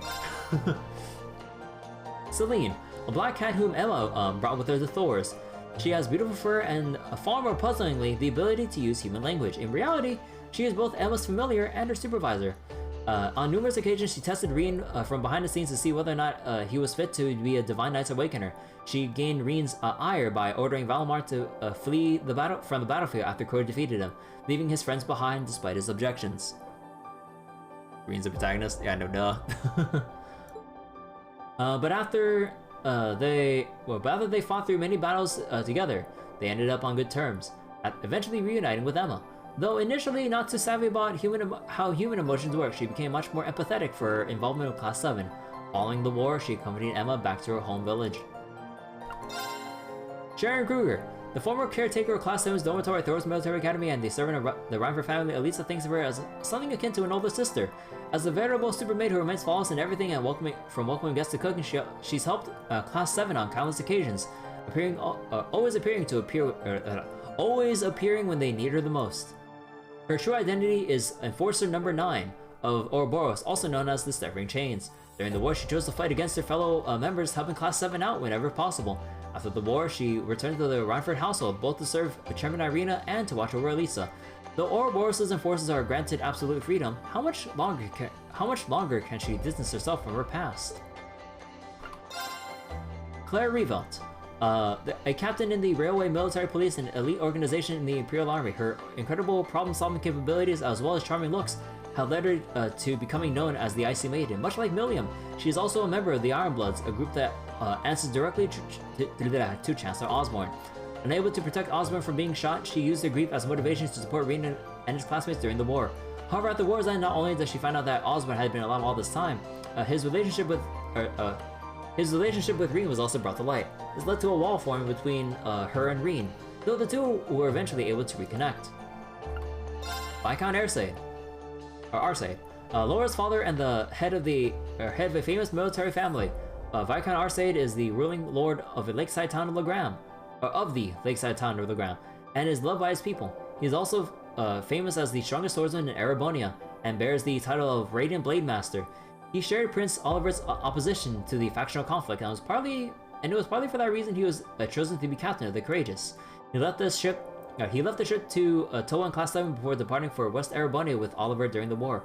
However, he returned in time to help fend off McBurn at the Infernal Castle. Following the war, he took time off from his duties as captain to help train Laura and pass down the Arcade School's ultimate technique to her. Tovo Randoneur. A bracer affiliated with Erebonia's Bracer Guild. The limitations put on the guild in Erebonia make it hard for bracers to do their job, but he keeps doing what he can with the help of others such as Sarah, Prince Oliver, and Viscount Arcade. While overall skilled in combat, his true strength lies in his customized battle ordnance, which let him cast powerful arts in quick succession. He helped Rean when he was separated from his classmates during the war, providing the sort of skills and experience only a seasoned bracer could. After the war, he tried to invite Rean to the guild, knowing full well the government's plans for him. Rean, however, politely declined, understanding his responsibility as an awakener. Sarah soon returned to the guild, and together, the two of them prepared for the crisis ahead. Key figures! Gillia the Aldborn. Head of the Imperial government and known as the Belenian Chancellor. Since he became Chancellor, he pushed for the modernization of Erebonia, expanding the railway network and annexing nearby territories. His approach earned him great popularity among commoners in Erebonia. However, it incited the ire of nobles, making him, in a sense, the cause of the country's political turmoil. Shot clean through the heart during his speech, his death heralded the Civil War as the Noble Alliance moved to take Heimdall immediately afterwards. At the end of the war, it was revealed that not only did he survive, but Rufus Alberea, a key pillar of the Noble Alliance, was working for him. Further, he announced his intent to usurp Ouroboros' Phantasmal Blades plan and left Rean stunned with the revelation that he was his birth father. Rufus Alberea, the eldest son of Duke Alberea, head of one of the four great houses and a key figure in the noble faction. He was used as an instructor in court fencing, and his younger brother trusted him implicitly. He served as chief of staff for the Noble Alliance during the war and successfully fought off the Imperial Army with his brilliant strategies. Towards the end of the war, though, he revealed himself to be the primary member of Osborne's Ironbloods, bringing the war to an end after dismantling the Noble Alliance from within. Under orders from Osborne, he oversaw the annexation of Crossbow and became its first Governor-General. Like Arundel, a captain of the Imperial Army's Intelligence Division and second secretary for the Imperial Government, he's a member of the Ironbloods, Chancellor Osborne's handpicked assistants. Yet he's aided Rean and his classmates on several occasions. His carefree nature and often shocking behavior make it difficult for others to predict his next move or his overarching goals. His incredible success while undertaking unofficial negotiations on behalf of the government and military earned him the nickname Scarecrow. During the war, he assisted the Imperial Army alongside Claire and Milliam. He then made a well-timed visit to the Infernal Castle following Osborne's reappearance. After the war, he took over the role of delivering the government's orders to Rean, acting both as a support and supervisor. Prince Cedric, the second son of Emperor Eugene III and Princess Alphen's younger twin brother. Though not the oldest of the Emperor's children, he was named Crown Prince due to Oliver's commoner blood. Kind and honest, he and his two siblings were always on great terms. Though Alvin sometimes found herself frustrated with his shyness, he had a deep respect for Oliver. No longer? No, I was kidding. He was kidnapped by Duke Kyan during the war and eventually forced to become the core for the Vermilion Apocalypse. Though he was rescued through Class 7's efforts and the sacrifice of one of their friends, his health took a turn for the worse following the war. and thus he had to delay his enrollment into Thor's military academy. Karl Regnitz!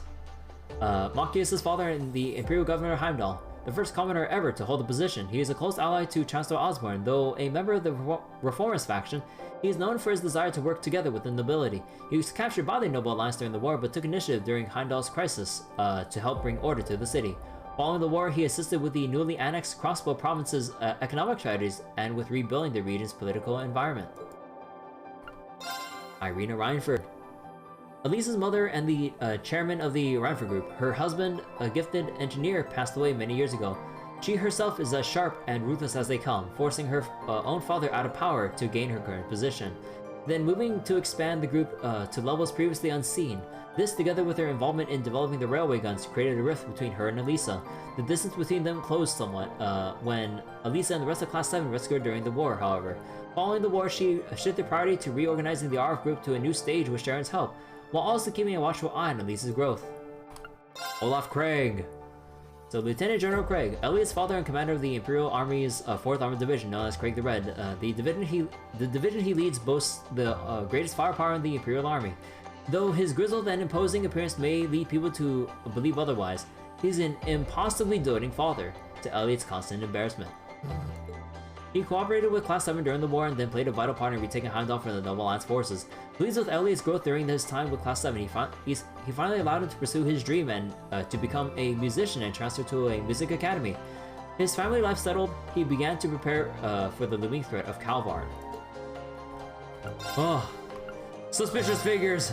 Okay, thankfully there's like less people here, but oh my goodness. Vita Clotilde. Oh, alright, sorry. Seeing the Misty portrait took me a second. Vita Clotilde, a woman known to many as Misty, the personality behind Radio Triss's popular show, Aventime. Her soothing voice and playful demeanor gained her fans from all over the Empire. Unbeknownst to many, she is also the Azure Diva, a famous performer at the Heimdall Opera House. After running into both of her personas, Rian was able to make the connection between the two. In reality though, both of these were a front to her true self, the Azure Abyss, second Anguis of Ouroboros and the one in charge of the Phantasmal Blades plan.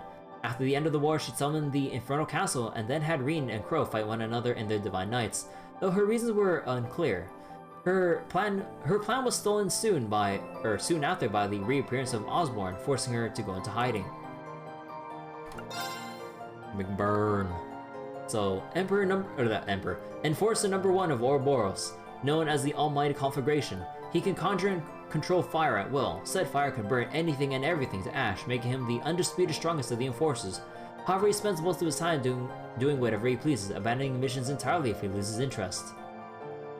On the other hand, his motivation is set ablaze by powerful foes, changing him into the Blazing Demon, an entity wreathed in pitch-black flames.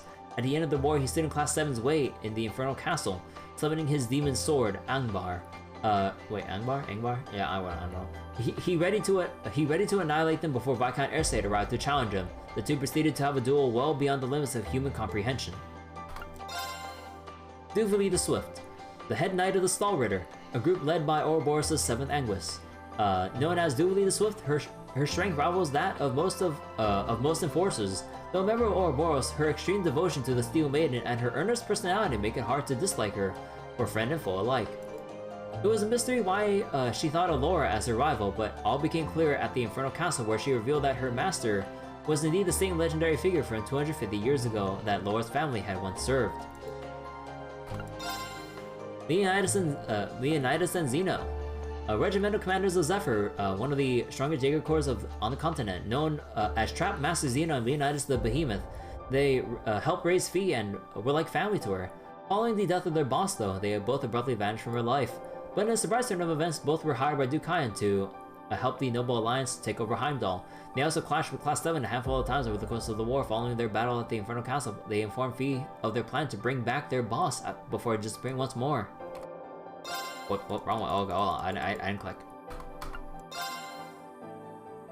Altina the Black Rabbit, a mysterious girl who was seen working alongside the Noble Alliance during the war. She kidnapped Princess Alpha and Annalise and also proved a powerful foe for Class 7 thanks to Clam Soleus, a black combat shell similar to Milliam's Ergolon. Much like Milliam, she came from the Black Workshop, who lended her to the Noble Alliance. That was simply a front to fool Duke Kyan, however. The Black Workshop was under Ozma's control, and Altina was just another tool to help Rufus bring down the Noble Alliance. With Duke Kyan arrested by her hand, the war came to an end. Following that, she joined the Intelligence Division and accompanied Rean on his missions outside of the country, both as his support and to keep tabs on him. Crow Armbrust, a former second-year student at Thor's and a close friend of Toa, Angelica, and George.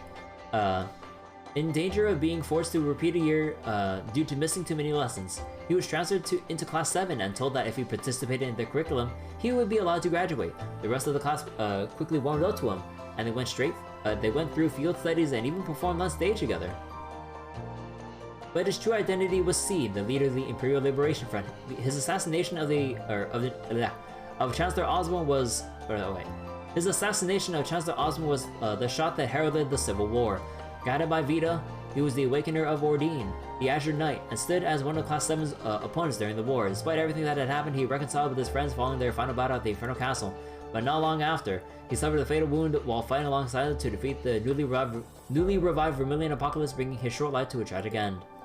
Happy hands. Okay, others. Duke Kyan, head of the Kyan Dukedom, which governs the Lamar province and is the de facto leader of the 4 great houses. Not only did he possess a fortune greater than some small countries, he had an equally powerful army. He took control of the Reinfer Group factories aligned with the Noble faction, using them to create a massive flagship and Panzer Soldats. He also funded the Imperial Liberation Front in order to get rid of I keep talking too fast, sorry about that. In order to get rid of Chancellor Ozma and begin a civil war. His goal was to carry out the will of his ancestor from 250 years ago, which led him to summon the Infernal Castle with Vita's help. Things didn't quite go as expected though, after Rean and Crow made amends. In desperation, he routed the Vermilion Apocalypse at Crown Prince Cedric's expense, only to be betrayed and arrested afterwards. His political power is such that, even after such blatant treason, a verdict on his trial has still yet to be What?! No fucking way, are you serious? General Aurelia, former commander of both Lemaire's province, a provincial army, and the Noble Alliance's forces. She is the head of House Le Guin and a swordsman renowned for having mastered the Arcade and Evander schools. Her incredible strength and golden aura have led her to being feared as the Golden Rakshasa. Together with Brigadier General Wallace Bardius, she drove off the Imperial Army and expanded the Noble Alliance's territory during the war. Eventually, she tried to bring things to a close with one final battle near Heimdall, but this was interrupted by the Infernal Castle. She agreed to the ceasefire after Duke Kyan's arrest, and retreated to her stronghold in West Erebonia to watch how things would play out. Brigadier General Wallace, the head of the House Bardius and leader of the Sutherland Provincial Army. He is a descendant of the people of Nord who accompanied Emperor Dracos during the War of the Alliance, and his terrifying skills with the lance have led him to being referred to as the Black Whirlwind. Aurelia's right-hand man, he served as second in command of the Noble Alliance forces during the war. Alongside Aurelia, he agreed to a ceasefire with the 4th Armored Division when the Infernal Castle spawned in Heimdall. Following the end of the war, the government was intent on stripping the provincial armies of their power, and he was a key figure negotiating against it. Professor G. Schmidt, one of the 3 disciples of Professor Epstein, father of the Obel Revolution. Schmidt is a genius known as Erebonia's greatest engineer. He is head of the Ruhr Institute of Technology, and together with Gwyn, former chairman of the Reinford Company, they revolutionized Erebonia's technology, and possibly stubborn, he takes interest only in his research. To the point where even his disciples labeled him as a lost cause. Though he had no allegiance to the nobles or the reformers, he assisted in the production of all sorts of deadly weapons, including the railway guns and Panzer Soldats. George, one of his disciples, scolded him for this, convincing him to help with creating a new blade for Valimar, so Rean could put an end to the fighting. Here we go! Our boy, Lord Bannings! A detective working for Crossbow's police department and leader of the special support section. He headed up a group of unique individuals, some with no affiliation with the police, and together they stood against and eventually foiled a huge conspiracy that threatened to swallow the entire state. However, before they did, Erebonia's Guerrilla Fortress was annihilated, and the Empire used this as an excuse to invade and annex Crossbow. Lloyd and his comrades would continue to struggle for Crossbow's sake, however. On the day the annexation was announced, he and Ricio went underground to collect key information prevent key information from falling into Erebonia's hands. In doing so, though, he came face to face with Reen, who had been sent to Crossbow under a special order from the government to retrieve said information. Oh, okay. Oh, we're almost there. We can almost begin the game. Let's go. We're 3 hours in. Let's go. The world of trails. Oh shit.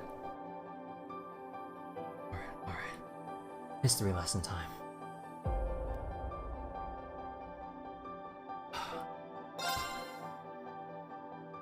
Orbments. Orbments are a machinery that draw power from septium to produce a multitude of different effects. These effects vary depending on the arrangement of circuitry created from processed septium and gears within an orbment. Not only are orbments useful for their manifold applications, but since septium replenishes its own orbital energy over time, they are far more efficient than any other form of energy. Of all the types of orbments in use today, one particular variant is known as the battle orbment. These devices synchronize with their users, boosting their physical capabilities while also granting them the ability to cast orbital arts.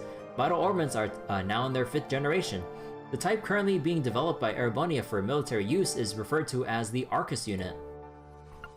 Okay, they're all one page. I think they're all one page, thank goodness. Holy text. The Orbital Revolution was brought about 50 years ago by Professor C. Epstein's invention of orbments. The public was initially skeptical of this new technology, but the spread of orbital railways, airships, and telephones by his students after his passing quickly proved its value. Only 50 years later, orbments have become a necessity. Everyday items such as heating and lighting, mass transportation such as trains and airships, and even weapons like tanks and cannons are now orbital powered now.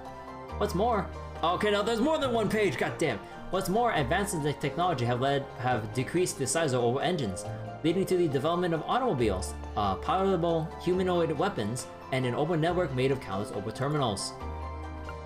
The Zemurian Civilization. An ancient civilization that existed 1200 years ago prior to the beginning of the Septian calendar, they possessed a level of technology far surpassing that of the modern era, but a mysterious disaster known only as the Great Collapse wiped them out, leading humanity into the Dark Ages. The Septian Church. The Septian Church, which is centered around the worship of the goddess of the sky, Adios, is the most widespread religion in Zemuria. The church was formed to guide the lost and hopeless after the Great Collapse. Its high seat is in the holy city of Arteria. Although its influence has decreased since the Orbital Revolution, it still has a significant presence in the continent's education and health systems. The church is composed of a number of divisions, 2 of which are the Congregation for Divine Worship and the Congregation for the Sacraments. The former handles all liturgical matters, while the latter is in charge of retrieving and managing artifacts, relics of the Zemurian civilization. Rumor has it that the latter also employs a special unit of highly skilled knights in secret, but for what purpose? Oh, a mystery. A private group the Bracer Guild. A private group that works to ensure the peace and safety of citizens of Zemuria. Its members are known as Bracers, and its main HQ is located in Lehman. Though it has branches all over the continent. Though its mission statement of giving priority to the safety of civilians is laudable, unless a civilian's life and freedom is directly threatened, the Guild's code prevents Bracers from interfering with anyone of national, military, or political standing. What's more, a string of bombings took place at the Erebonian branches a few years ago, severely impacting the Guild's ability to operate there. However, rumors say that both the government and prominent noble houses found their existence a nuisance, and that their interference was a true force behind the Guild's troubles in Erebonia. Jaeger Corps. A term used for skilled mercenary groups who can be found all over the continent. The flexibility in their contracts and undeniable combat skill make them a popular choice as private armies in some countries. There are other countries, however, that staunchly oppose their use. The 2 names that are well known in West Zemuria are the Red Constellation, who had their origins in the Berserkers of the Middle Ages, and Zephyr, home to all sorts of combat specialists. Other notable names include the Northern Jaegers, based out of North Ambria, and Nidhogg, who bear the symbol of a dragon. Ouroboros. A secret society that operates throughout the continent. Almost everything about them remains a mystery. Ruled by their enigmatic Grand Master, their plans are devised by the 7 Anguis and carried out by special agents known as Enforcers. Their engineering network, known as the 13 Factories, keeps them one step ahead of modern technology, giving them access to autonomous weapons known as archaisms and a massive flagship known as a Glorious. Not only were they responsible for the crisis in the Burrow a few years ago, resulting in their acquisition of the Aureole, one of the Septarian, they also assisted with bringing the Azure Tree and the Infernal Castle into the world. They aren't infallible though, as their Phantasmal Blaze plan was stolen out from right under them by Gileath Osborne, having made an enemy out of the greatest military force on the continent. How will they proceed from here? Okay. And that was just the world. that was just the overall world of Trails. Okay. Countries of goddamn. Countries of Zemuria. The Empire of Erebonia. Located in the westernmost part of Zemuria, this gigantic empire bears a golden stallion on its crest. Its current emperor is Eugen Rice Honor III. Though Erebonia is a nation of history and tradition with a strict class system, the country is currently undergoing a modernization under Chancellor Gileath Osborne. Between its national armed forces, the Imperial Army, and private provincial armies at the command of the nobles ruling each province, Erebonia is one of the most powerful nations in Zemuria alongside Calvard. In October of the year 1204, Chancellor Osborne was shot, signaling the start of the Civil War, as Heimdall was taken by the noble faction. 2 months later, on December 31st, a ceasefire was reached, ending the war. Soon after, Erebonia invaded Crossbow State for destroying Guerrilla Fortress, seizing it in a mere day. After fighting off forces sent from Calvard, it was formally announced in March of 1205 that Crossbow would be annexed into Erebonia.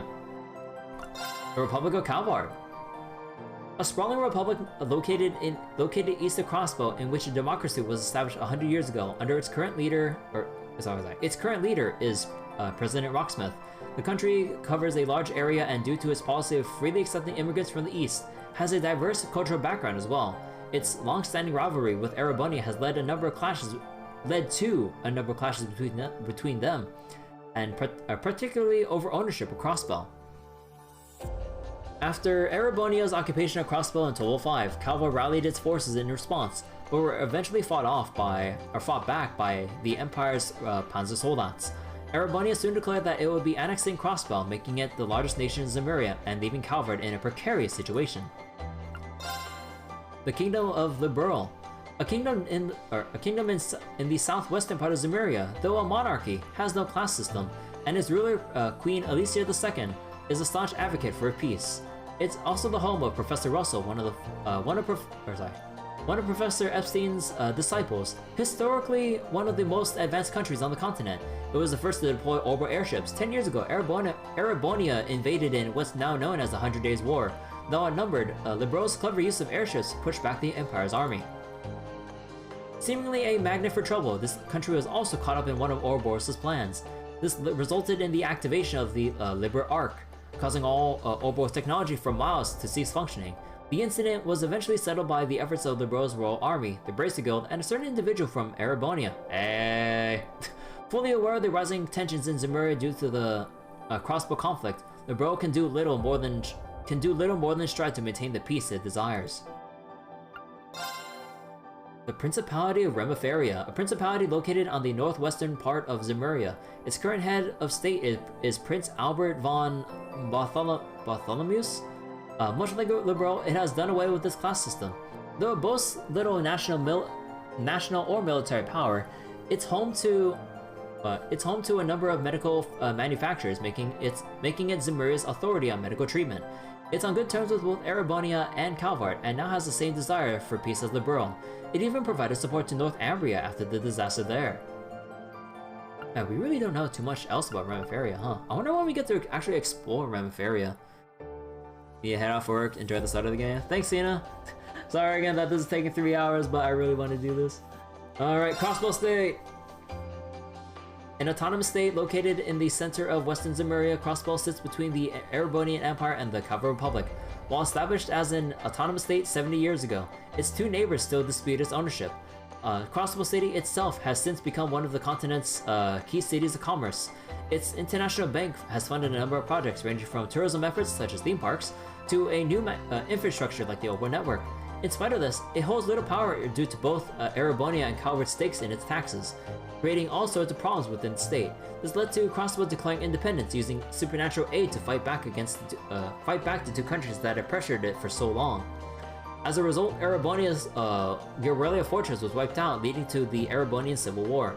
After the war, Crossbow was taken over with little issue, and Rufus Alborea was named its first Governor General. So North Ambria, an autonomous state with an extremely cold climate located in the northwestern reaches of Zemuria. Once a principality, it was hit by a disaster 20 years ago that engulfed half the country in salt. Oh. This led to a coup, wherein a democracy was established and the nation reformed into an autonomous state. Extreme poverty persisted through the country, however, leading the former military to form a Jaeger Corps known as the Northern Jaegers. They then took part in private wars all over the country to provide funding for the state. The Northern Jaegers were hired by Duke Alborea during Erebonia's Civil War, and under his orders were responsible for setting fire to Keldic. Erebonia's 5 major cities! Hey! So, Heimdall, a city boasting close to 1,000 years of history, it's the capital of Erebonia and one of the oldest cities on the continent. With over 800,000 citizens, it's also the most densely populated city in western Zemuria. It's earned its nickname of the Vermilion Capital due to the red brick buildings that line its streets. A major station on the country's flourishing railroad line, the city itself also operates on Obo trams, though personal automobiles are also becoming more prevalent. To the north of the city lies Valflame Palace, home to both the Imperial family and the Imperial government. Its sheer scale is representative of the enormity of the Empire. During the war, the city was occupied by the Noble Alliance, and right before the end, Valflame Palace was transformed into a terrifying edifice. Mysteriously though, the latter event seems to have vanished from the populace's memories. Yeah, Vita did tease about some system in place that kinda like made people subconsciously forget about such things. Boreahard, the capital of the Croizon province ruled by the Alborea family, known as the Verdant City. It is home to all manner of tradesmen, from jewelers to tailors. Duke Alborea's actions during the war led to his occupation by the Imperial Army. Following his arrest, Eustace Alborea was selected as its acting ruler. Ruhr, the capital of the Nortia province ruled by the Ragnar family. While the modern cityscape befitting the home of the Reinford Group's main office, it's well suited to its title of the Industrial Metropolis. It's also home to the Ruhr Institute of Technology, from which many prevalent scientists and engineers have graduated. Marcus Ragnar and his daughter Angelica squared off here during the war, leading to the Ragnar family's withdrawal from the Noble Alliance. St. Ark, the capital of the Sledline province, ruled by the Hyams family. Its history is almost as rich as Heimdall's, and due to a previous emperor relocating the center of Erebonia there for a time, it is also known as the Old Capital. It is one of the few major cities in Erebonia to be blessed with little to no conflict during the war, due to Marcus Hyams' command. Oh, huh, okay. So I guess Duke Hyams kind of like kept things relatively in order, I guess? I don't know, man. Ortis, the capital of the Lemaire province, ruled by the Kayan family. Located by the seaside, it is the center of West Zemuria's maritime commerce. The fortunes gathered here became a critical source of Duke Kayan's power. Its ties to Duke Kayan and the nearby naval fortress made it the ideal stronghold for the Noble Alliance during the Civil War. Erebonian organizations, oh holy shit! Like again, reading all of this, man, there's like so much packed into just Cold Steel, and just like how much Falcom thought about like, I guess everything that they put into like the trail stories overall. Like holy crap, like there's just so much. It really is nice to get a refresher on everything, just to like make sure I don't forget any like significant details. But anyways, Thor's Military Academy. An academy founded by the Emperor Dracos the Lionheart himself, located in Trista, has become renowned for putting out a number of excellent prospects for both the nobility and commoners. Members of the Imperial family are also known to attend. With a strict adherence to tradition, its classes are split between social ranks, promoting an environment for competition for the sake of self-improvement. However, one member of the Imperial family proposed an idea for a new class, Class 7, a group composed of students from all kinds of classes and backgrounds. This class would go on to solve a number of issues across Erebonia and ultimately helping to end the Civil War. Ultimately, their time together following the war's end would be short. Aww. The Rhineford Company. One of the largest manufacturers in Zemuria, Rhineford began producing gunpowder-based weapons, but has since expanded to include railways, airships, and all manner of weapons, dominating the marketplace. Its current chairman is Irina Rhineford, who forced her father out of power before proceeding to greatly expand the company. This led to its individual factories becoming independent of one another. As a result, the Noble Alliance was able to have their flagship and Panzersoldaten developed for use in the Civil War. Following the end of the war, it agreed to the government's request for a restructuring, allowing the company to grow even larger in order to meet demands for further weapon development. The Imperial Army. So the Imperial Army directly serves Erebonia's government, composed of over 20 tank-based armored divisions and hundreds of thousands of soldiers. It is the largest, most powerful military force in Zemuria. The increase in high-ranking officials from commoner backgrounds caused strife between it and the nobility's provincial armies, which came to a head in the Civil War. The war ended with the Imperial Army's victory, further strengthening it with new equipment and weapons in the aftermath. The Provincial Armies. The Provincial Armies are the personal military forces of the four great houses. Though not as unified as the Imperial Army, they are just as formidable. Their elite are selected to join the Imperial Guard, tasked with defending the palace. Their size varies by region, but even the smallest of provincial armies rival most smaller countries' entire armies. United under the Noble Alliance's banner during the Civil War, they employed Panzersoldaten to fight out the Imperial Army. The Railway Military Police, a recent branch of the military formed by Chancellor Osborne, home to a plethora of gifted troops backed by the latest in equipment. Their reach stretches as far as the country's railroads do. They are regularly a thorn in the provincial army's sides, as they have priority when it comes to incidents on land where the railroads operate. They provided backup to the Imperial Army during the Civil War, while also retaliating against the Noble Alliance forces Noble Alliance forces railroad usage. The Intelligence Division. Another organization formed by Chancellor Osborne, very little is publicly known about its operating procedures or agents, who work largely in secret. Its purview stretches far and wide, both within and outside of the country. This includes the four great houses, Calvard, and other countries. And even the Bracer Guild and Jaegerkorps.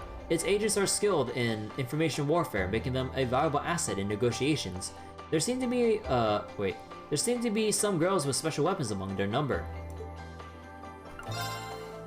Erebonian history, the War of the Lions! Oh, are we actually gonna get more expansion on like the gnomes and stuff too? I know with witches with Emma and stuff, but gnomes too? Huh. Alright, the War of the Lions, a war that swept up the entirety of Erebonia 250 years ago. It began when the rightful heir to the throne was assassinated. 4 potential successors then went to war, each backed by powerful nobility, resulting in years of bloodshed. Drykos, the third son of the late emperor and born of a commoner mother, soon took up arms in Nord and then went on to bring the conflict to an end, saving countless people along the way. With the war over, he succeeded the throne and helped re-establish the countries of former glory. This led him to being called the Lionheart Emperor and father of the Renaissance. Of those who sided themselves with Drykos, none were more renowned than the Lance Maiden, Leanne Sandlot. She led an elite group of warriors known as the Eisenritter, and after her death was canonized as a saint of the Sethian Church. Witches and gnomes. 2 groups who have made their impact on Erebonian history from behind the scenes. The Hexen clan are a coven of witches, treated as both benevolent and evil in folklore. They played a part in the War of the Lions, and also seem to know the truth behind the Divine Knights and the Infernal Castle. Witches possess vast amounts of mana, and have personal familiars, and are led by someone with the title of Elder. As for the gnomes, their whereabouts and role remain a complete mystery.